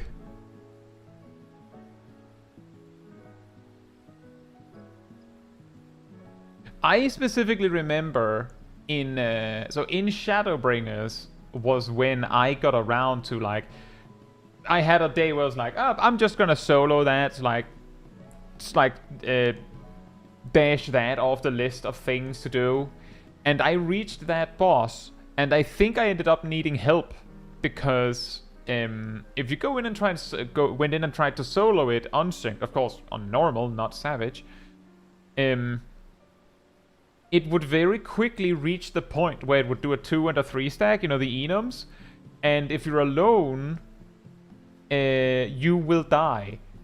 With one specific exception, that people had found a way that if you used a gap closer or a mobility move of some sort on exactly the right frame, you would still get rooted and everything, but you could root yourself outside of the enums, so they would resolve without you.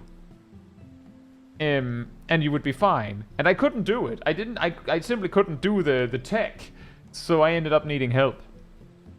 I also needed help for a few others down the line. It's a lot easier to do the coils with a friend, because some of the things require 2 people. Feels like. Sometimes even 3, maybe. Nowadays, I think it's like that's the only thing that could do it, is if you outright need 2 players to do a thing. Otherwise, it doesn't matter. But, yeah, I also have a few clips from Yannick, but, he's not here. And then I had the clip from Dawntrail. It's very interesting. Exactly, it sounds like Tsukuyomi tech.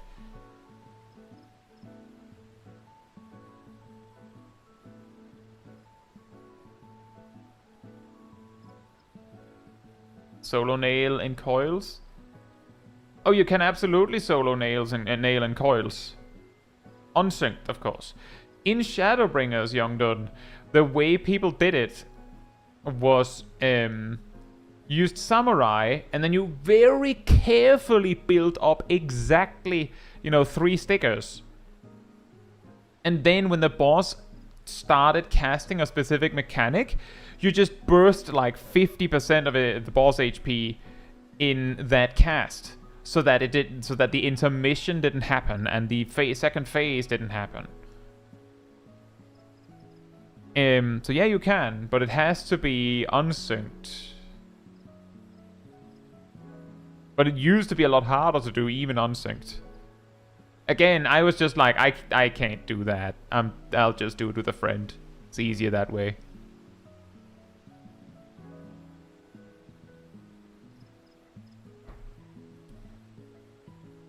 T11 lets you press one of the buttons, return, and then go press the... Oh, I didn't even know that.